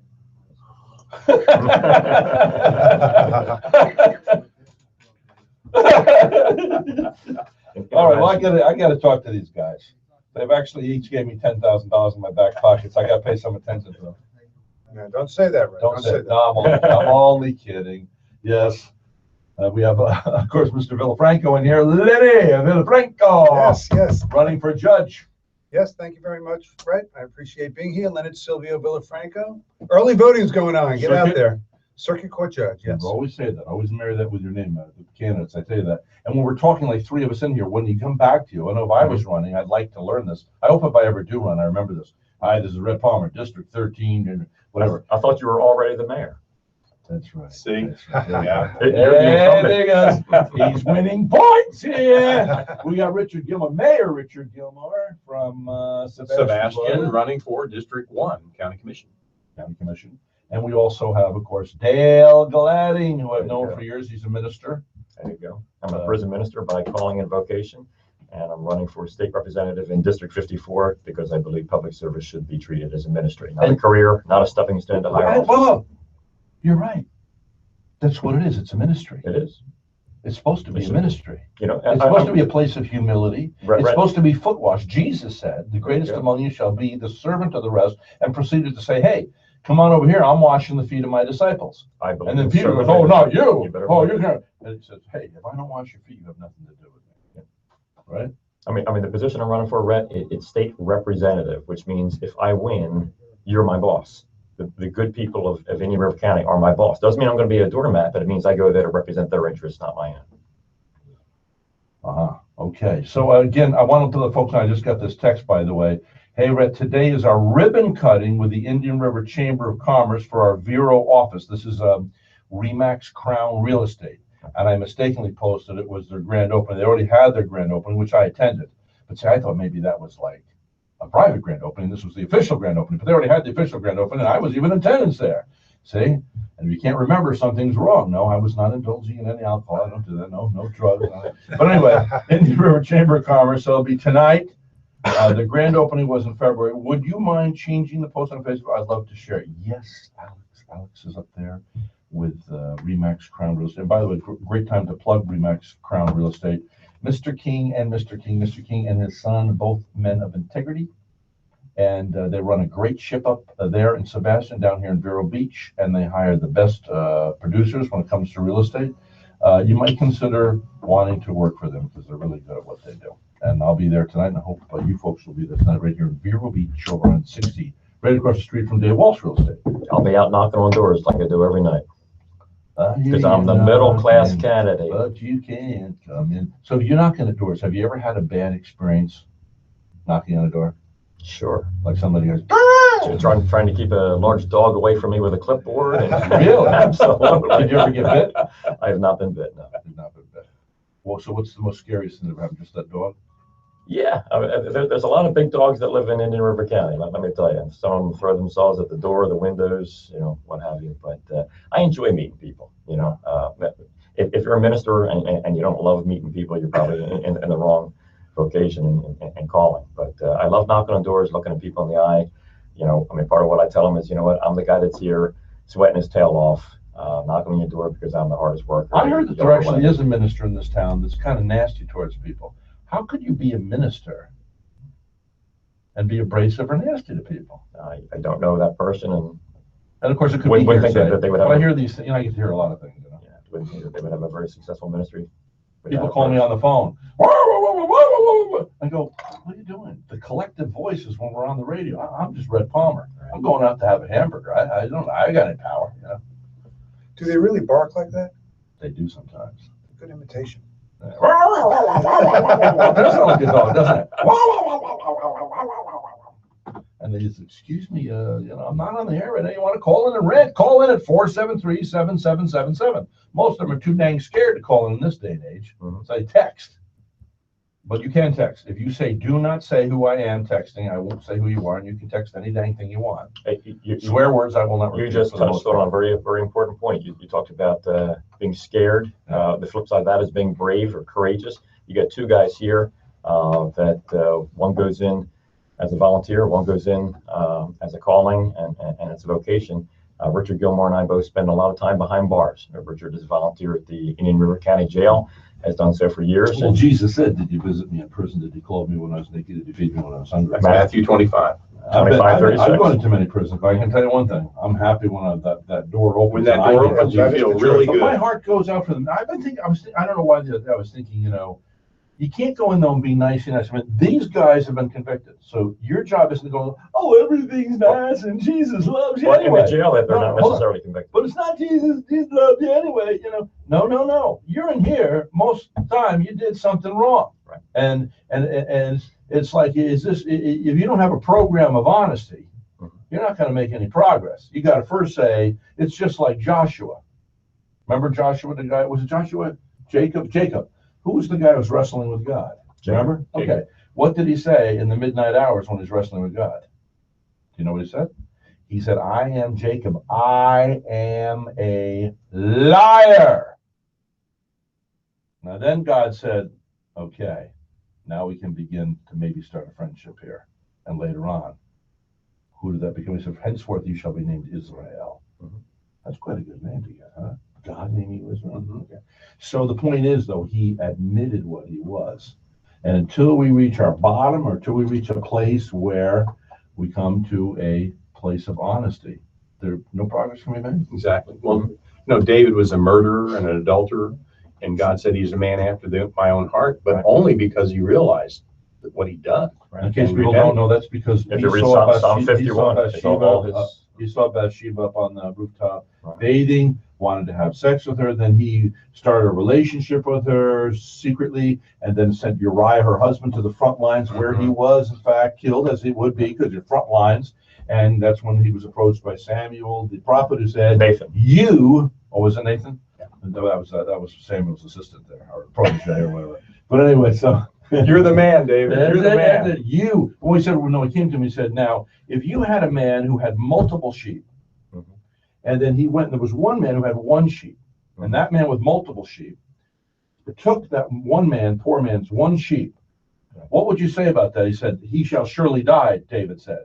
And he said, thou art the man, for you took Uriah and sent him to the front lines and took his former wife and blah, blah, blah, blah. And that's when David, of course, fell to his knees and said, and he also said the blade would never leave his household. And then it was after that Absalom, his very own son, tried to kill David. Right. And Richard and I both, I mean, even though we spend a whole lot of time ministering to men, women, and teens behind bars, I know I speak for both of us. I mean, we're hardliners on crime. I mean, if you did the crime, you should do the time. I've ministered. But there's a place for mercy. I've ministered in 400 prisons all across North America. America. When you go in there, though, do you say that? You said, look, you did something wrong. You're here, so I'm not washing that away. Right. But I am saying, what do you tell them? You have to serve the earthly consequences of your earthly sins. I don't want to see them suffer the eternal consequences of the earthly sin. I want them to experience the love, joy, the peace, the forgiveness, the sense of purpose that comes with having a personal relationship with Jesus Christ. But sometimes sentencing is overdone. Now we got Mr. Villafranco in there. Yes. So there could be a time where we see you in the future and they go, all rise. I want to be the guy that does that. Do I have to join like the police force to be the guy that does that? Yes, the bailiffs are normally sheriffs. Oh, they are. So I wonder if I could become sheriff for a day and do that. There you go. The sheriff. When I say sheriff, I meant sheriff deputies. Yeah, it just doesn't have the same ring to it. The sheriff of the airways. No. But just for a day. Yeah, I want to say, Sheriff. give me a little echo here, would you? All rise. Does that sound like it? Sounds good. Don't you kind of get scared when that happens and that judge comes in wearing that black thing around that cape? The cape. I think it's called a robe. A robe. What's the difference between a cape and a robe? It doesn't have an S in it. Exactly. Well, one you wear over your shoulders is the one you wear over your entire body, I guess. Able to leap tall buildings. Anyway, so, Hey, why don't you ask this gentleman right here about his life story? That is what captivated me and what led me to vote for him. My wife and I both voted for him. You already voted. You voted for Absolutely. Oh, thank you very much. Because look at that. See? He can take the $5 and put it back in the No. pocket. Stop it. he's got personality. He's the real deal, and his life story about working for a company, running a company, going to night school. Did you know this guy that he was here? Did he vote for you? Did you know I know this one guy of my was in your biggest corner? fans here. I'm enjoying this. To get his law degree while I was raising his family. Now, where did you hear that? On the Red Palmer show? I probably heard it here. I heard it at the candidate forum in Gifford. That shows me that's somebody that's lived life, right? I want somebody that's a judge. I want somebody that's a county commissioner. I want somebody that's a state rep that has lived life, that has some gray hairs, that has some scars to show for it, that has been knocked to the canvas a few times and got back up. Isn't it in the Bible where it says that somebody told me somewhere in the Bible says that a man's the end of his life is far better than the beginning of his life. That he's a better, in other words, we progressed along. What certainly happened in the book of Job. I mean, God gave him back twice what he lost. But I mean, if you get to the age of, I'm 56, these gentlemen. Same with me. Okay. You're 56? And Richard Yes. might be a year or two How older. old are you? 69. So you're older than me. Oh, I thought I was the oldest guy in the room. I'm Life teaches 62. you things. If you're not Hey, wise, Gilmore's the oldest one. Yay! Hey, Grandpa. but he's the best golfer in the room. I've heard stories about it. I want to get on the links with Mr. Villafranco, do you play golf? No, I do not. We're gonna pray for you, man. All right. How do you like your spaghetti sauce? What's your favorite spaghetti sauce? My wife Tanya's. Oh, no, That was the right answer. That was a That good was the right answer. answer. No, I was thinking like, fettuccine Alfredo or marinara or, I like it all. I'm Italian. Yeah. Tonight Have I you like been to Italy? marinara. Tomorrow I want You've been to Alfredo. Italy Yes, yet? I have. Oh, you have? Yes, I have. Okay. Now look at him in the eyes. Now look at him. Now, so you got an navigator. Who does he look like in his eyes? There's some actor. Who Is is that that? better or no? He looks like the next judge from our district. That's what it looks like. That's what I want to hear. Now, how do you feel about the other guys that are running for judge? Moylan's a good guy. They're all good guys. Has beautiful children. Yes. The other guy, McNichols, they all sat in your seat right where you're sitting now. McNichols, is that his name? Nicholas. McNicholas. He's in Stewart. He's in Stewart. He came off, now that's not really fair because he was only on once, but he came off the more, everybody else. I only get to spend one time too with, who's sat right there, the other guy, Meadows. And he's a local guy and he seemed friendly and nice. But I didn't really get to know him and the other guy that well. Now Moylan I've gotten to know, and I like Moylan. I've gotten to know you, I like you. And I don't dislike those other guys, I'm just saying, the scariest one though, guy, maybe he should be the judge, is that other guy, because he was severe, Like, have you met Massey? The guy who heads up the school here, the college? At Massey, yeah. Yeah. Now, I don't know. He hasn't been on my show in 22 years. Mm-hmm. We first met back then, and I found him he was administrator. Mm-hmm. And I think I wrongly judged him, and I would like to apologize to him someday. I'll shake his hand because he came off so disciplined that I construed that as being unwarm. Mm-hmm. And I later found out they took in some dark-skinned kid, and I think they adopted him, took him in as their own. I mean, I go, what? Because this kid was on my show and said that, they changed my life. That the family took me in, just like that. Remember that movie, the one about the football player? Football player. True The story. Blind Side. Blindside, Yeah. Great movie, huh? Very good movie. Isn't that a touching movie? So, anyway, I don't know where I'm going with all that. But how you doing over there, Richard? I'm doing good. It was nice. Doing good. Now, before Richard wants to play this song. I want to play this song because it's talking about the Indian River Lagoon, and it's to the tune of Eva Destruction. So you remember that. Well, let's do a little bit of the original because Okay. Barry McGuire was on my show. Can we? Let's see if I can get a little echo on your thing here. Check. Wait, we need a little echo on Mr. Gilmore's thing here, please.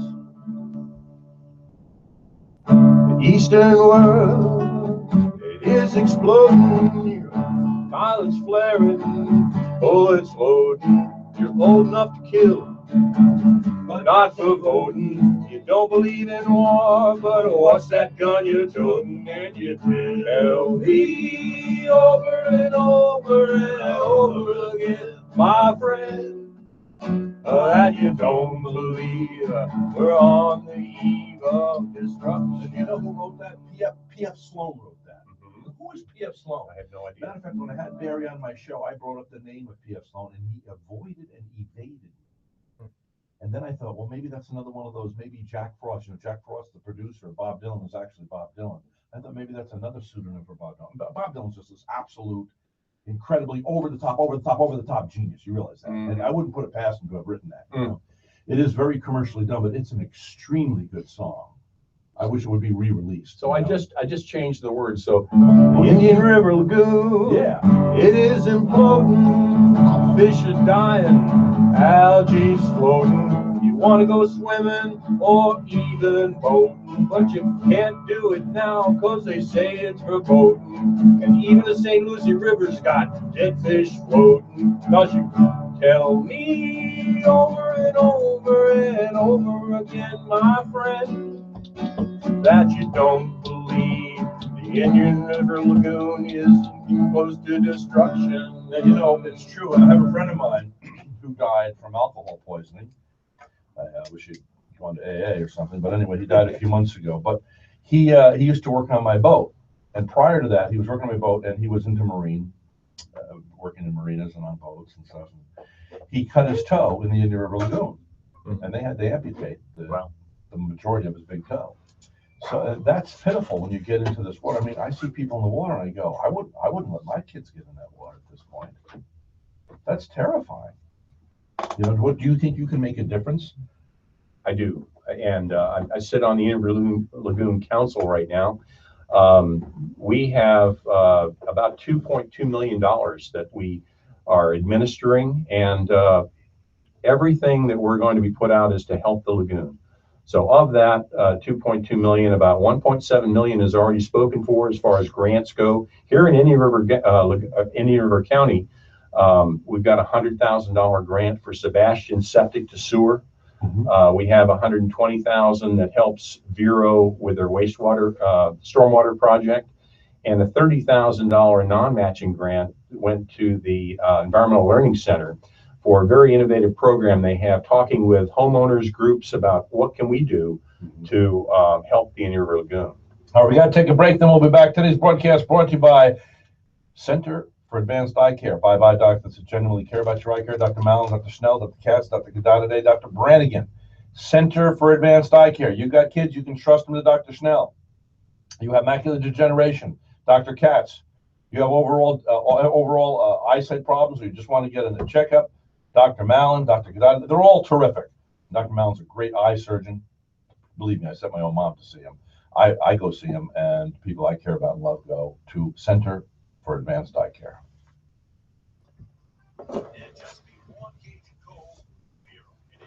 Hello's break. At the end of this month, you pull Cajun Cove. They want to increase what they're doing in the magazine. And okay, you already know it. All right. I need the password for Dropbox, Red. Barbara said you had it.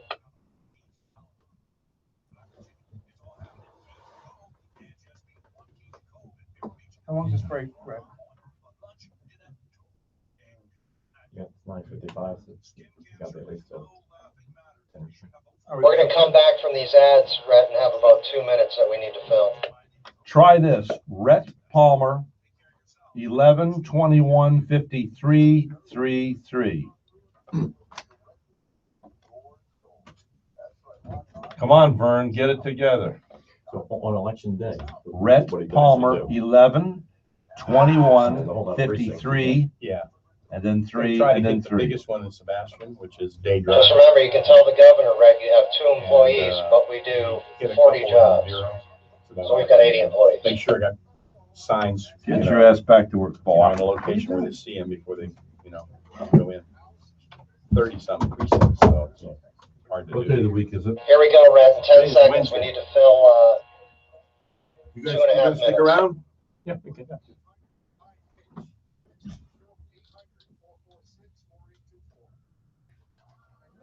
So Richard, Gilmore is running for what? County Commission, District 1 here in Indian River County. Now, I know you go into the prisons. I've seen you there ministering and helping out the sheriff. What's the worst thing that ever happened to you in the prison? In the prison? Yeah. Anybody ever threaten you or? No, we never had any. We had a situation where we didn't know whether the door was going to open. That's kind of scary when the door doesn't open. Were you in or going? We were out? trying to get out. Yeah. Not a good feeling. How about you? You've been Dale Gladding running for? State representative in District 54, which is all of Indian River County and the northernmost part of St. Lucie County. What's the scary? Now, you've been into how many prisons? 400 prisons all across North America and Africa. Have you ever I've been in prison about 4,000 times.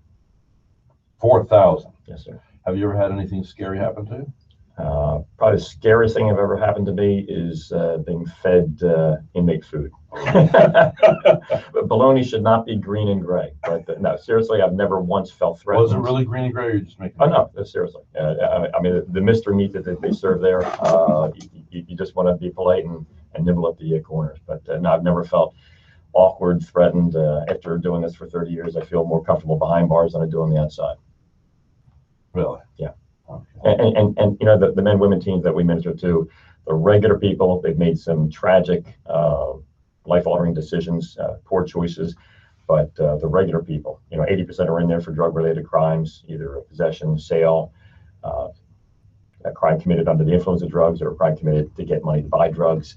And they're just people that have made some very, very bad choices, and I want to help them make some right choices. And the best choice you can ever make is trusting Christ as your Savior. Yeah.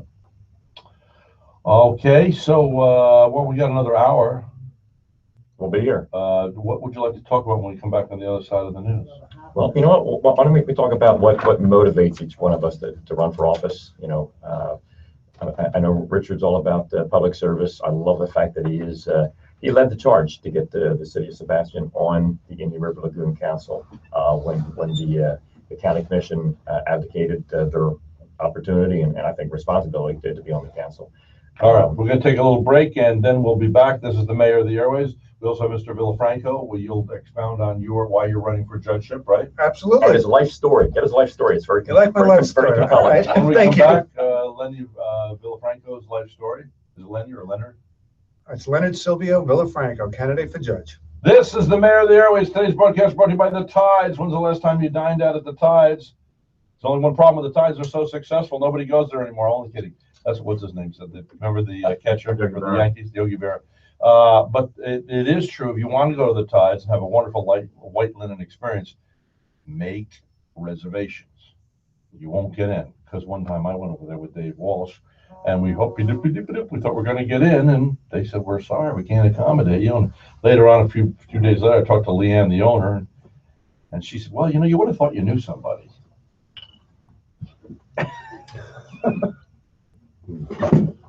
Okay, I would recommend you get up and walk a little bit. All right. Brett, I'll be glad to talk about my 3 main legislative priorities. Let him know. Okay. I'll go hit the bathroom if I can quickly. I've only been here for 3 hours, and my sales crew finally decided to show up.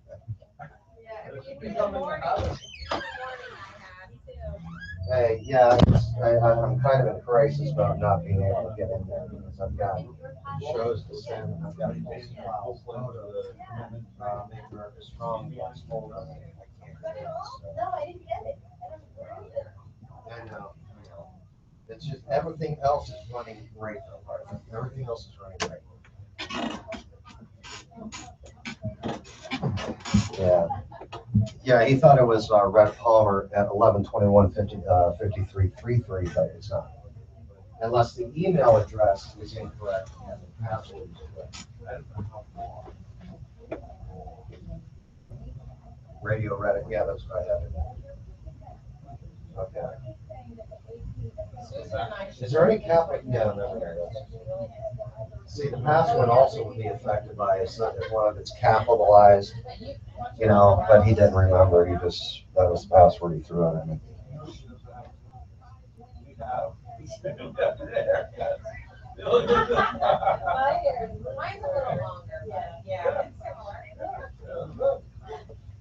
Yeah, I need the segments that we cut Monday to play today. I've got to put that together for the podcast, and then after I record the pre-recorded show, I got to send it back to him because it's got the fillers in there, the intros, outros, and his advertisers.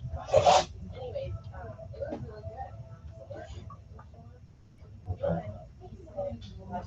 It'll show the date and then segment 1 and segment 2. So the date would be 8. Hold on one second. Okay. Yeah.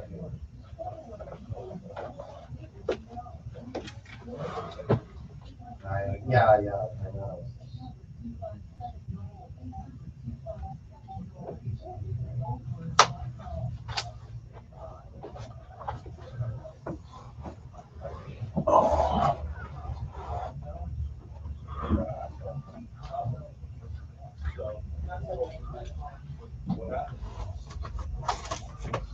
Now, if you read the fine print on this thing, it says that talks about in the last few years. Yeah, it says the clerk of courts Jeff Smith has improved his office. Carol Jean Jordan perfected customer service. Leslie Swan. So he's talking about them, but it looks like they're endorsing. Yeah, and that's probably what he meant. I mean, probably why. Oh, yeah. I wonder if they're actually they're happy they did it, or they I gave don't know. permission, or. Don't know. I don't know how that's going to work for him. I think it's going to be a real tight race. I think it's flip a coin. Yeah, I mean, I know both of them. I know Wesley better than David. I do think, if you've been in position for 38 years, probably time to move on. I'm not sure what David's rationale was, but. I think Wesley's a little miffed that he didn't move on. I think he was assuming that. Because when I was first elected, was talking, Wesley was chairman, and he would come up to Sebastian, we'd have talks, and he said, well, I'm going to run for property appraiser in 2012. He says, and you can go and take my spot. So, okay. Well, in 2012, Nolte ran again. So I was like, okay, well, Wesley ran again for county commission. And then he announced well early last year that he was going to run for property appraiser. Yeah. And lo and behold, David didn't retire. He said he's going to run again.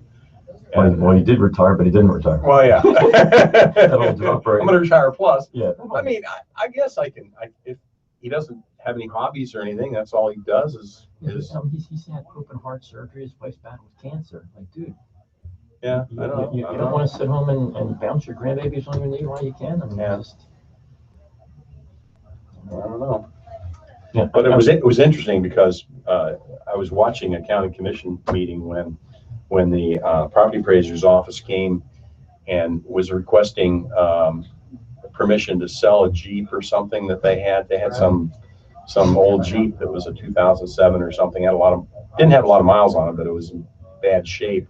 And they were only going to get like $4,000 in trade-in or something like that. And boy, I tell you, the county commission jumped down their throats and just, it was like, really? You're going to give them hassle over an appraiser? And, you're talking about $3,000 and, you got a $300 million budget here and you're going to split hairs over a short appraisal on a Jeep, which is, if you look at the Blue Book and look at what good cars and bad cars, bad car. You don't want to buy a Jeep, Liberty, you don't want to buy one.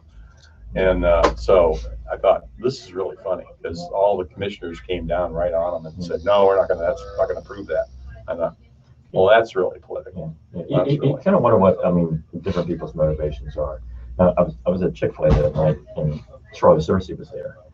And, we chatted with him briefly. And, he's on the school board. And he was shaking his head over Sykes. He said, Sykes knows he's not going to win. People have told him, and he could be blowing smoke in it, that he's really setting himself up to run for city council because FPL wants one more seat on the city council to be the deciding vote. Really? Now, and they've been funding him to a good FPL is? Yeah, so through some backdoor kind of ways. But when the city council takes about $3,000 to $5,000, and I think Mike's got his sight on Congress. I think he's figuring. Oh yeah. 90% of what he talks about are federal issues that have nothing to do. He's going to stop. He's going to stop. Gentlemen, when we come back, we have a half an hour, not an hour, as Brett said. Okay. Going back, boy. Yeah, he's going to stop illegal immigration. Sanctuary cities. It's like, really? Yeah. I forgot there's another show at 10:30. We'll be on for half an hour. Okay. You got You coming back, Sam? no, I get the same. And even, I was talking to a voter that, are we on?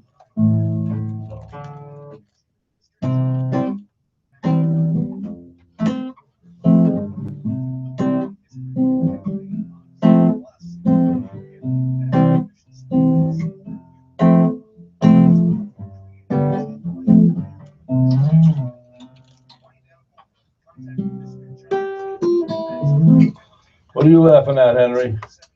I tripped over the chair. Yeah, stop smoking that stuff in the morning, all right? I'm sober. 20 seconds.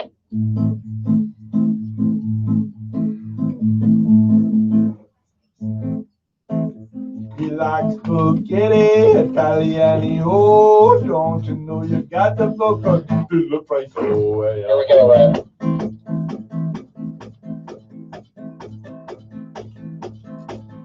Hey, he likes spaghetti, lasagna, don't you know? He's Italiani, oh, vote for Villafranco.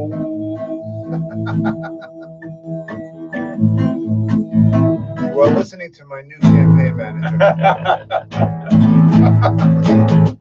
Thank you, Red. Yeah. Just put $50,000 in my back pocket. Ain't gonna happen. Completely untrue. Show me the money, baby. All right, so obviously we have Lenny. Leonard Silvio Villafranco. Leonard Sylvia Villafranco. Yes. Yes. Came in here about 4 months ago. Please, Mr. Palmer, won't you vote for me? Remember Custer? No, you're too young to remember that song. Remember that, please, Mr. Yes. Custer, I don't want to die. I know you remember. I remember that, yes. Yeah, well, we'll have to go have lunch sometime, because you and I could talk about, stuff we can relate If to. Sinatra didn't sing it, it's not music. You got that Oh, right. man, no. Find me some Sinatra. How about, what should we go? How about? Summer Wind. Anything, yes, Summer Wind. That's a great song. The Summer Wind, or Fly Me to the Moon. No, that's life. Oh, That's love. That's life. That's the Listen. song. I wish I can't find it that quickly. Shucks, I should have it available. That's what all the people say. So I'm watching The Voice, Okay. and the guy says, "What are you gonna sing?" And so he says, "I'm gonna sing 5 Minute Moon." 5 Minute Moon. So I said to Kyle Barbasson, I said, "Hey, I said, 5 Minute Moon. What's that about? What a great name for a song."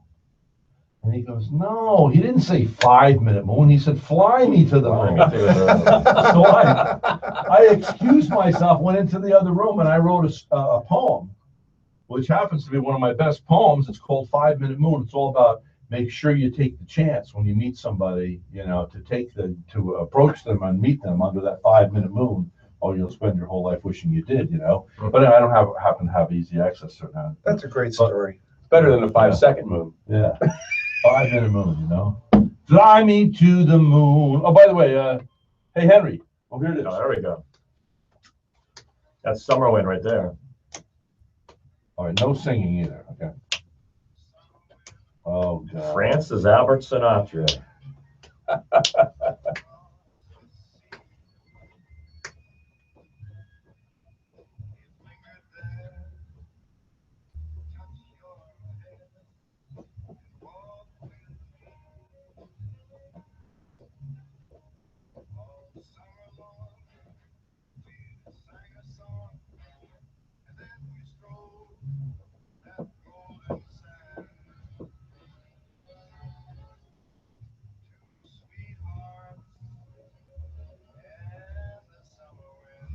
Boy, that guy just, he went through a very debilitating young disease. Well, when he was young, a young disease. He's been around for a few millennia, but whatever it was. And it seems like those who suffer at some point in their life, there's a gifting that comes with that, or if they should survive it, Come back stronger. Now, Yeah. I've read multiple biographies. I mean, I never heard that. And yeah, he had a difficult birth. Yeah. That's why he was scarred on the right side of his face, because they had to use forceps. But I heard he was sickly when he was younger. Of course, Billy Graham said that if a man has a cold, he usually gets the death blow. The death blow. And I often try to figure out I got to meet Billy Graham years ago. I saw Sinatra twice in concert. So did I. But Billy had a definite humility that was Still does. yeah, and was an unusual. And his son Franklin is a great man of God. Have you met him? Franklin, a number of times. Once at the Billy Graham Center at the Cove in Asheville, North Carolina, and once up at the Decision America tour they just held in January up in the Tallahassee I State got to Capitol interview steps. his sister when she came to the Presbyterian Church last year. And Graham Lotz. Very nice. Great family. Yeah, but there's been divorces, there's been problems, and you kind of think somebody like Billy Graham as that group being impervious. And she said the buses would show up on Sunday. She said certain groups, it's kind of a funny interview, you'll have to hear it, but there are certain groups that would get out of the buses and stare at the house. And then there's other groups that would come up and they go to the windows and look in. And then there's another group, like the Presbyterians or the Baptists or whatever. Then she said, I think she said the Baptists actually came up and walked through the front door and actually walked into the house like it's there. She was like, excuse us, this is our private home, So Billy Graham is a man of remarkable integrity, purity, and as Mr. Proctor, my friend in town here, says, there's no such thing as 99% integrity. You either have it or you don't, and that's why he has succeeded in business the way he has. Billy Graham has that integrity. Billy Graham has that integrity. Great Franklin Graham story. he had invited ministry leaders, small, And just so they know, he fell. I mean, this guy was the wayward son, the prodigal son till he was in his 40s. yeah, in fact, he Right, wrote, his he wrote a book motorcycle. about a rebel with a cause. Rebel. But he had invited, because he sits on the board, he's the chairman of the board of the Billy Graham Evangelistic Association, his dad's ministry. He has, Fortune 500 CEOs sitting on the board, and he felt that they had this wealth of knowledge there that they needed to share with small and medium-sized ministry leaders, and invited myself and a bunch of other ministry leaders there down to the Cove. If you could get there on your own dime, they provided the room, the board, and certainly all the sessions for free of charge. But when we first got there, there was a buffet line for the meal, and Franklin Graham is standing there at the end, handing you your plate, welcoming you there, and introducing himself. And I'm like, when he handed me my plate, said, "Hi, I'm Franklin Graham." I'm like, I know who you are. I'm small potatoes, but a very gracious man, very humble man. And I love the fact that he's going to every state capital in the country telling Christians you need to register, you need to vote, and you need to base your vote on biblical principles. Vote your faith. My campaign buttons, they don't have my name on them.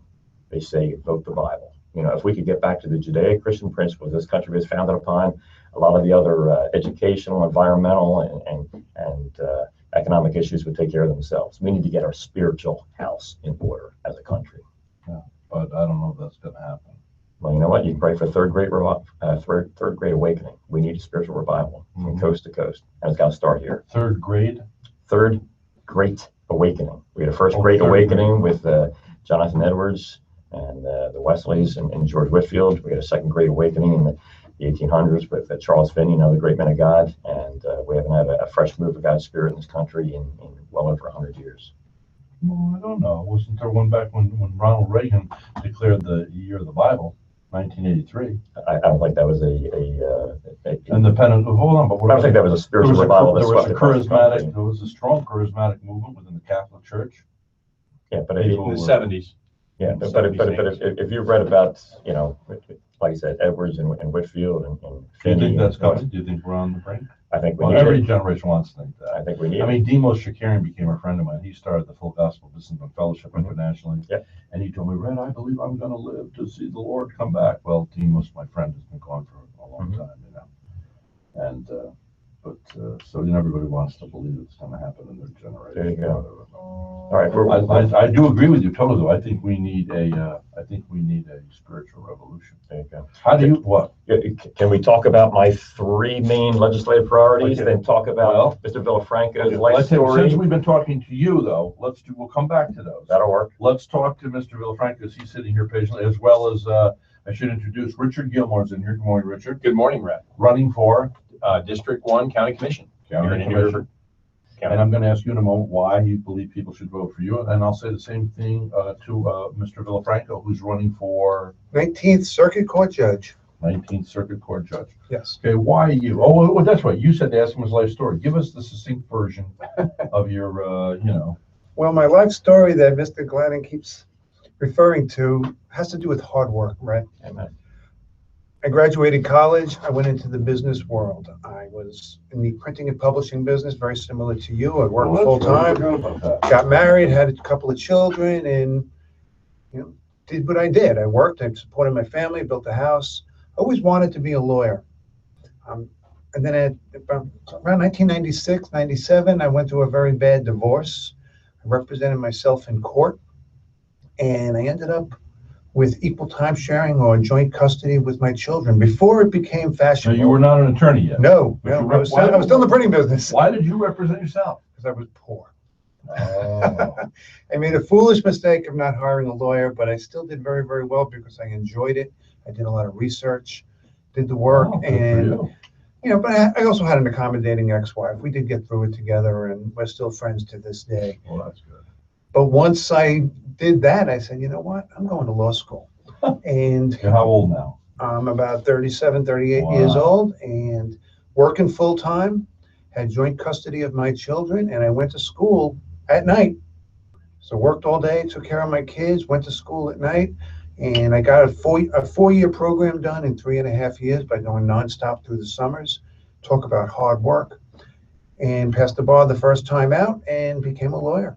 real life experience. So do you feel having a couple of the judges are pretty well to do? Yes. Yes. Are people running for the judge? Oh, yes. Okay, now, I don't know, did this guy what is his name? McNicholas? Yeah, how did he get his dough? Did he inherit it or did he make it? As far as I know, he made it. I don't know very much about his personal life. No? No, we have one candidate who has some very, very deep pockets, Yeah. and one that's very well connected politically. What I pride myself is being one of the regular folk. You know, I've always worked, Do you worked think my that way will- up. Do you think that gives you greater compassion or? I think so. I think it lets me see both sides. I know the law. I practice the law. I'm in the courtroom People every want to say, day. well, the judge is just supposed to execute the letter of the law, but we all know that the Bible says the letter of the law causes death. Paul wrote, the letter of the law causes death. The spirit of the law giveth life. And so we all went by the letter of the law. We all have to lose our heads. Well, The and spirit of the law has mercy. the letter of the law does give the judges some discretion to do things, and that discretion should come from real life experiences. And empathy. A mercy. Exactly. I mean, I don't know. I don't know how I would be a little apprehensive about being a judge. My dad was an attorney. I would be Wanted to apprehensive a about judge. you being a judge too, right? Yeah. Why? Stick to your calling. That's the tick on. The mayor of the airways. Yes. All rise for the mayor of the bench. So, no, but because, I tell you why it would scare me, because, as ye judge, so shall ye be judged, and the meter you use to meet, so shall be metered unto you. As you forgive, so shall you be forgiven. Amen. Those are red letter words too. Words of You know what Christ. that means, don't you? And he said it. Right, Mr. Gilmore? That's right. Okay, Mr. Gilmore, why should we vote for you for commissioner? Now, you're running against the lady she's now the mayor of, No, she was. okay, you were the mayor of Sebastian, Mhm. she was the mayor of Fellsmere, Mhm. and you two are running neck and neck. You both seem like nice people. She hasn't been in here, I don't know why. Mhm. But, I mean, she's been in here in the past for other things, but not Sure. this situation. Well, Ren, I think it boils down to experience. I have 30 more years of experience than she does. I'm 30 years older. She works for her mom in a restaurant. So she's I like If Susan. you're 30 years old, she's 30-something. Yeah. So I've started businesses. I'm an entrepreneur. I know how that works. We need economic development here in this county. Whoever sits on that board is going to administer and going to tell the staff how to spend $305 million of your dollars. And so it's important that you pick the right person that is going to spend those dollars wisely. Airman might be one of those. Are you going to vote the same way as Airman? Are you going to vote for the increase for the unions? I don't think so. No. There's lots of things that we can do for the folks that work for us, but one of those things is not increasing their salaries to exorbitant levels. One of the things that we need to do in this county is, I've been in third world countries that have better roads than we do. We do not have a plan for paving some of those dirt roads. And talking with people that know what they're doing and engineers, it costs us more in the long run to grade those dirt roads over time. Really? If you pave them, you're better off if you pave them. I didn't And know that. number one issue, and I told Richard this when I was going door knocking in Bureau Lake Estates. The people just said, we want our roads paved. We're tired of the dust. We're tired of the potholes. We're tired of the. And you said it's cheaper? It's cheaper in the long run to pave those roads, especially with right now with oil being its cheapest it's been in a long time. The price of oil really equates in how much it costs per mile of asphalt. Creosote is a byproduct of oil. Yes, sure. The other thing is our roads, some of our bridges, our bridge on Roseland Road is a wood bridge. There are trucks that can't go that road because it can't take it. Now where are we now? Roseland. Roseland, it's north of Sebastian. It runs off of 512 and it connects with US 1. Oh, I've been on the road. That's up where Kashi is, right? Yeah. Mhm. Okay. That So bridge, is actually a wood bridge. Well, maybe we need to go back to wood bridges. At least we don't hear about Well- them falling into the water. Well, this is a 50 or 60 or 80-year-old Oh, my wood word. bridge. Really? Yeah, really. I didn't know that. Does it look like a wood bridge? Not like it's You not like can't a tell. wooden, You no. can't tell. It's Oh, just that okay. we had a chance in Wow. Sebastian to get some economic development. It would mean large trucks hauling concrete, Oh. and they couldn't site there because they couldn't go over that bridge. The ground vehicle weight was too heavy to, it couldn't do it. All right. So those things, plus I really think that the Indian River Lagoon Council needs to be represented on the county, and that's why I'm running. And then- All right, now back to Dale. Okay, three main legislative priorities. What are your three main legislative priorities? Dale, Gladding. The first is to introduce my Human Heartbeat Act, which would outlaw abortions after 18 days after conception. That's when medical science has proven that the embryo's heart starts to beat. I believe that conception or life begins at conception, but if we can outlaw abortions after 18 days, we would virtually eliminate abortions in the state of Florida. And we lose 85,000 babies. And I mean, we lose 85,000 babies each and every year to abortion in this state. And I think it's not just a spiritual and social issue, excuse me, it's an economic issue. Secondly, introduce my No Litter Lagoon Act. The Indian River Lagoon is a $3.7 billion economic driver. It's a quality of life issue. It's a what? How much? $3.7 billion economic driver. Tourism and jobs are created by the Indian River Lagoon. My No Litter Lagoon Act is one of the 6 planks of my 6-point plan to preserve and restore the Indian River Lagoon. It's far more detailed and comprehensive than any other candidate in the race. And I released it September 29th of 2015, way before anybody else, way before the brown tide up north and the blue-green algae down south. And thirdly, I've already been asked to co-sponsor Representative Dennis Baxley's Blue Lives Matter Act, which would make it a hate crime to physically or verbally assault a law enforcement officer or first responder. And so they're my 3 main legislative priorities: to save unborn babies, save our lagoon, and protect our police. All right. Well, Dale Gladdy, thank you for coming in today. You're running for? State Representative in District 54. All right. We also have Mr. Villafranco is running for? 19th Circuit Court Judge, Group 6, Leonard Silvio Villafranco. And Mr. Gilmore. Yes, Richard Gilmore, votegilmore.com, running for County Commission District 1. This is the Mayor of the Airwaves. Don't forget, we're having the celebration of the ribbon cutting tonight for Remax Crown Real Estate right here on 60, right? Of 60 and US 1, okay? And that will be tonight. I believe it's 5:30ish. See you there. Also, today's broadcast brought to you by Dr. Mallon, Dr. Schnell, Dr. Katz, Dr. Gadadade, and Dr. Brannigan Center for Advanced. And is there anybody else that I have neglected to promote that I need to promote? Dr. Olenek. Go see Dr. Olenek, because over at the East Side Urgent Care, you'll see one doctor and one doctor only. Dr. Olenek. He's very good at what he does. Today's broadcast sponsored by Route 69. Okay. All right. Dale, always a pleasure. Yeah, I asked Great seeing you. Good to meet you. Good to meet you. Good luck. Adios, amigos. Next Where do I need to get? We need to take care of that last thing. Yeah, I'm gonna take care of that by, hopefully when I get back to the office, I'll make sure I have it. Thanks for Just make sure. your support. Huh? You got I it. really want. I'll take care of it. Thank you, Mr. Mayor.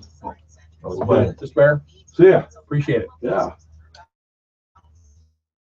Next time you run, you should have put some ads in the magazine. I know. Very well run. when I get some money. He's the candidate with a homemade sign. Another reason to support him. I gotta go.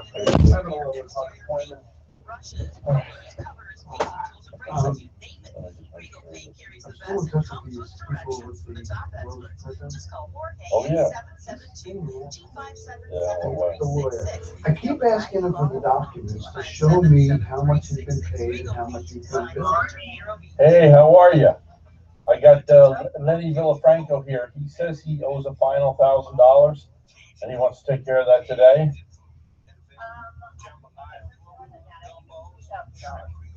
I don't know. Because I know the last time in it was supposed to be 1,000. Yes. That one out. Yeah, with that. Right.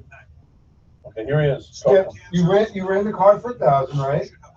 Yeah. And then I mailed you a check for 1,000. Okay, we don't have that check that's for 1,000. You didn't get it yet? That was mailed the day I spoke to you. Or so I get back to the office, I'll see, make sure it went out, but it did. I know, I'm positive it did. My outbox was, what's today? Wednesday? My outbox was empty yesterday and Monday. That's what the post office yesterday. Okay. That's what wasn't there. All right, I'll double check, but it, we got another call there, but it did go out. All right, let me take this phone call, okay? Hello, Paige Howell, how are you? It's going all right. Sorry, it took so long to call you back. That's okay. But I think when you called yesterday, I didn't check the message until this morning again, so. No problem, no problem. Anyway, well, this is what I know, and I did some investigating. As far as I know, the only thing we had talked about with you guys was about the possibility of going to a handicap ad. And the reason for that is that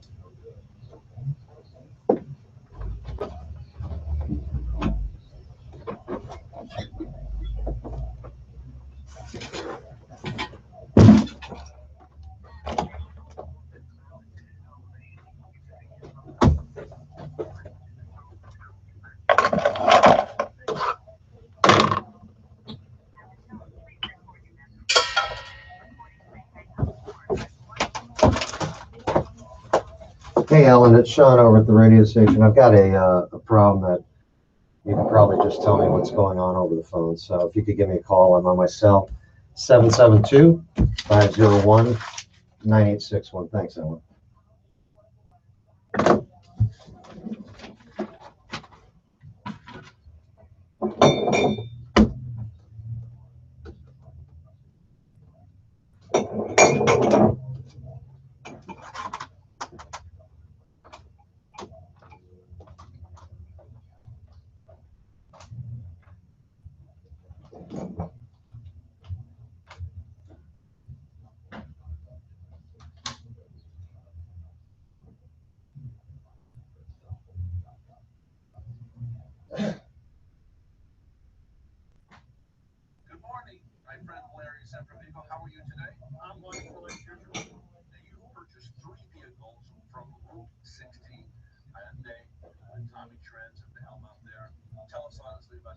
service you receive.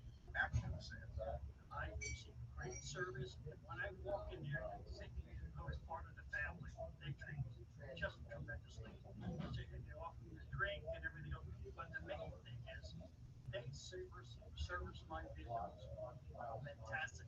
I trust them so much. I even broke my Rolls Royce in there. Okay, Route 60 Hyundai, they'll treat you with the royal treatment, the red carpet treatment, as they have done for Larry.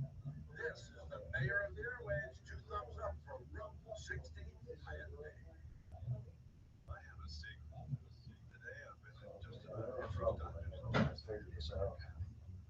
What's more, I've been in several restaurants, visited a paint store, a walk-in clinic, and a car dealership. One word, I've spent the Yeah, in Vero's voice, it takes you 40 seconds to tell them what the ad's about. It's so stupid. give out movie reviews.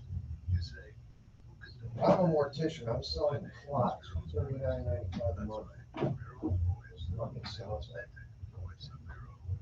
You can get me digitally, online, or pick me up at more than 400 locations. If you want a Cobra, I'm on the go. If you want maximum impact for your company, professional help with preparing your full color magazine page. All this with competitive pricing. Join the smart advertisers preparing his Vero voice. Don't wait. You'll be so glad you did. Believe me, everyone reads me cover to cover.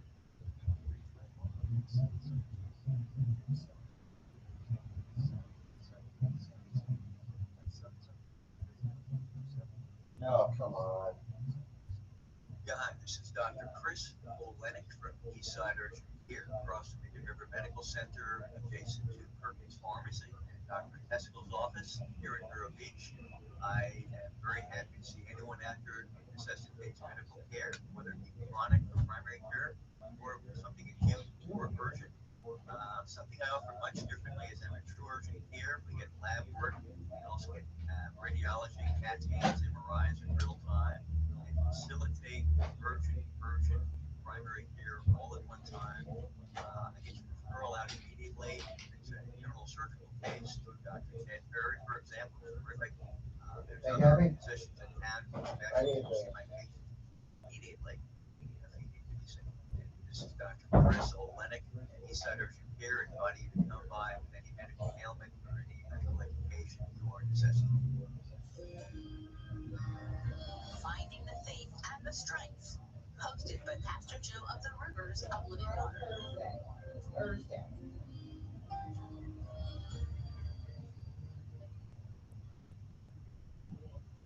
This is the day that the Lord has made. We will rejoice and be glad. Good morning and welcome to Bible Study. I am the senior pastor of the Water Faithful Work. We are located in the Water Faithful Work on address 55 West Side of 25. Our service time is from the Sunday morning and the worship service.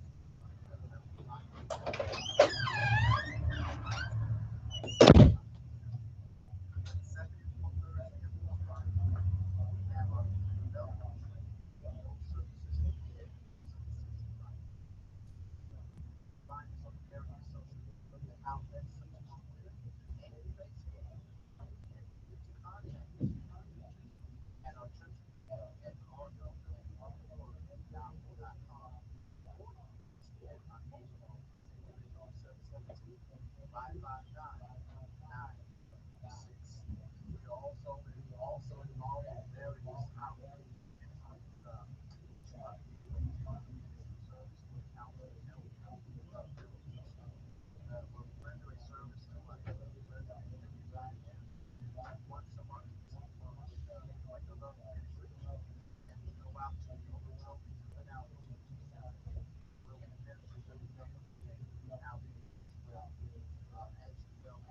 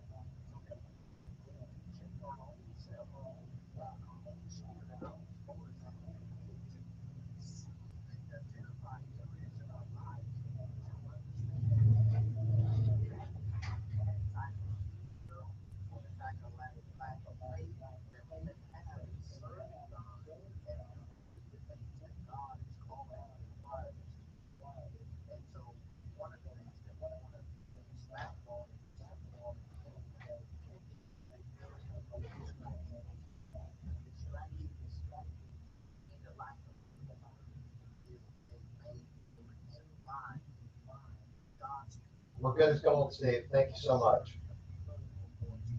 All right, I'll get this recorded so you have the full thing for your podcast. You get that dropped in the folder right after your show, okay?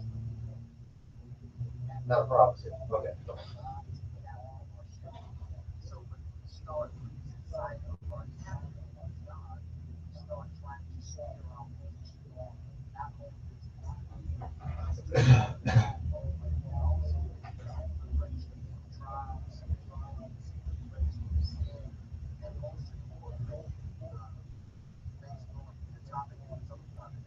Okay.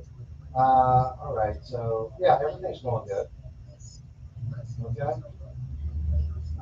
No, everything's going good. I had to, we had some files go ghost on me and I had to find them. So I had to send them for his show at 11 o'clock. So that was the only thing I was panicked about at the moment.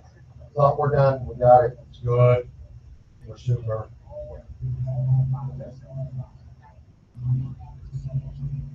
I don't know yet. Don't know yet. Not even thinking about that yet.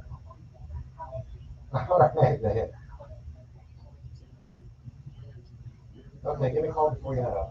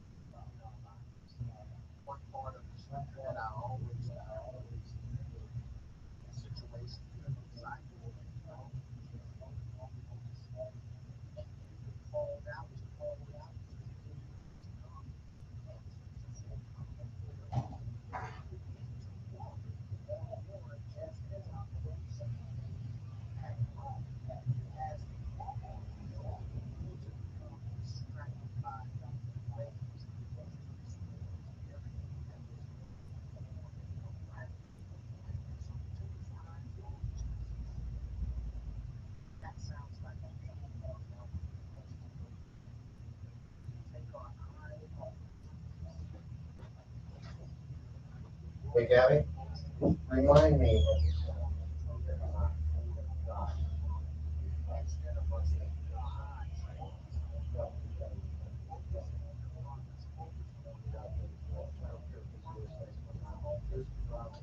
It takes 40 seconds.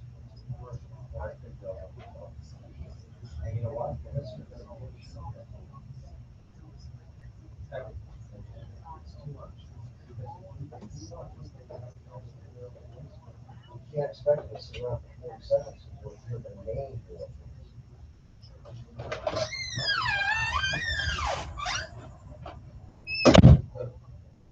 I don't know if their voice we're talking about.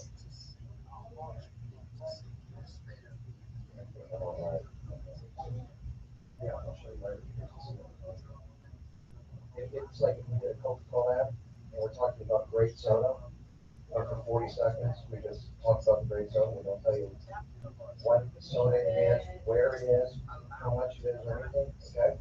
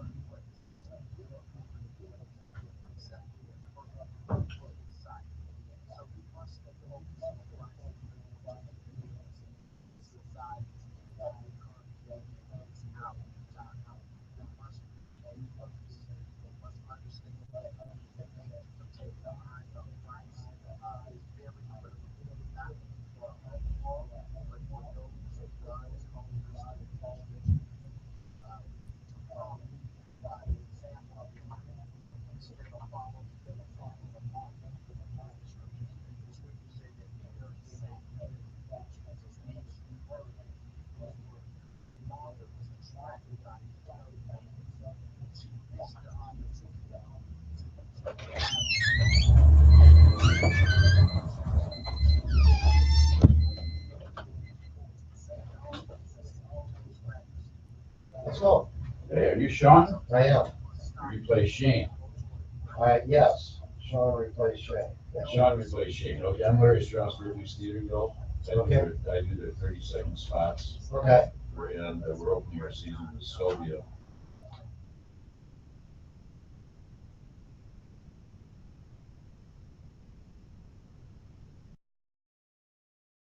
And I didn't realize that Shane had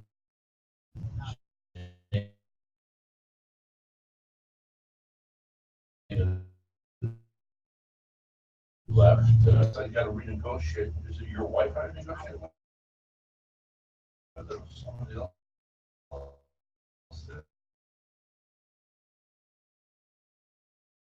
I gave it away last year. We did do something a little different. So we'll do something. But it's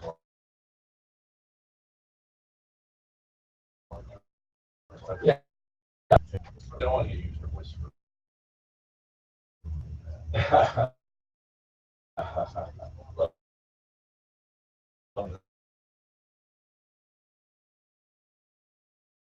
told you, my son Red Cross. Something like that. Yeah, I would, well, let me say,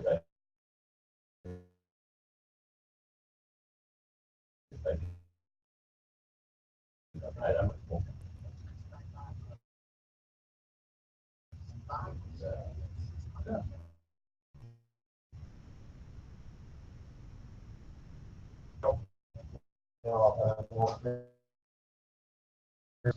that big wash line.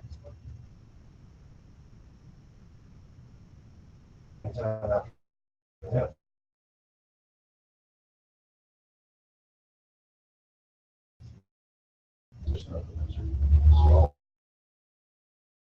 Wow.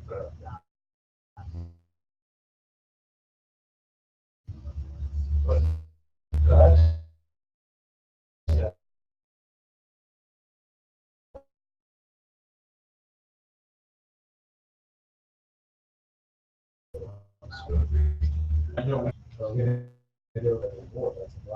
Today's broadcast sponsored by Route 60.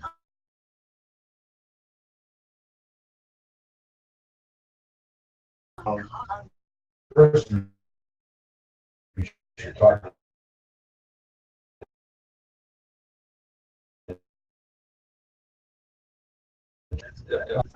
Well, there's two.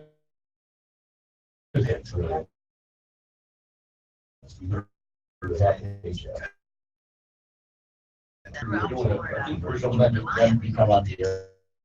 That would be for.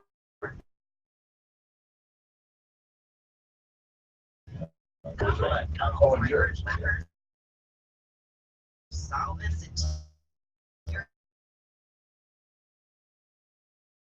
Your exterior.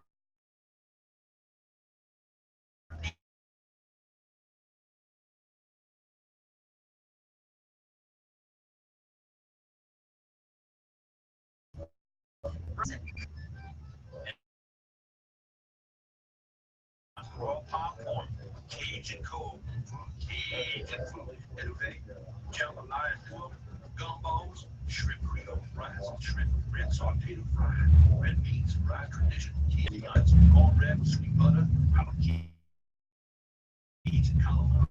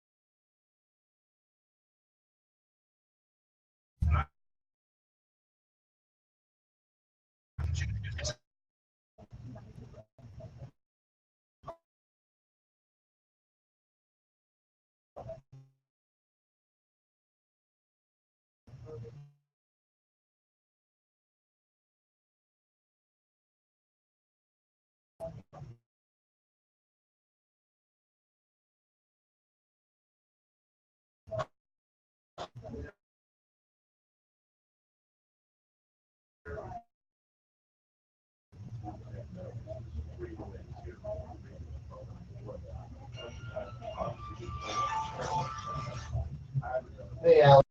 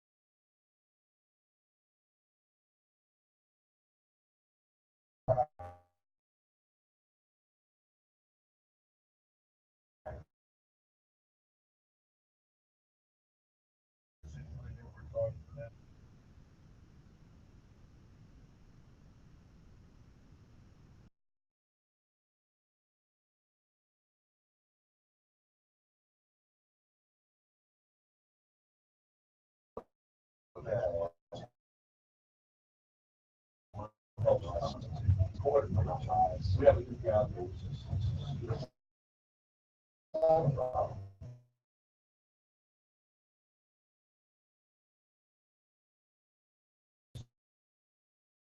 No.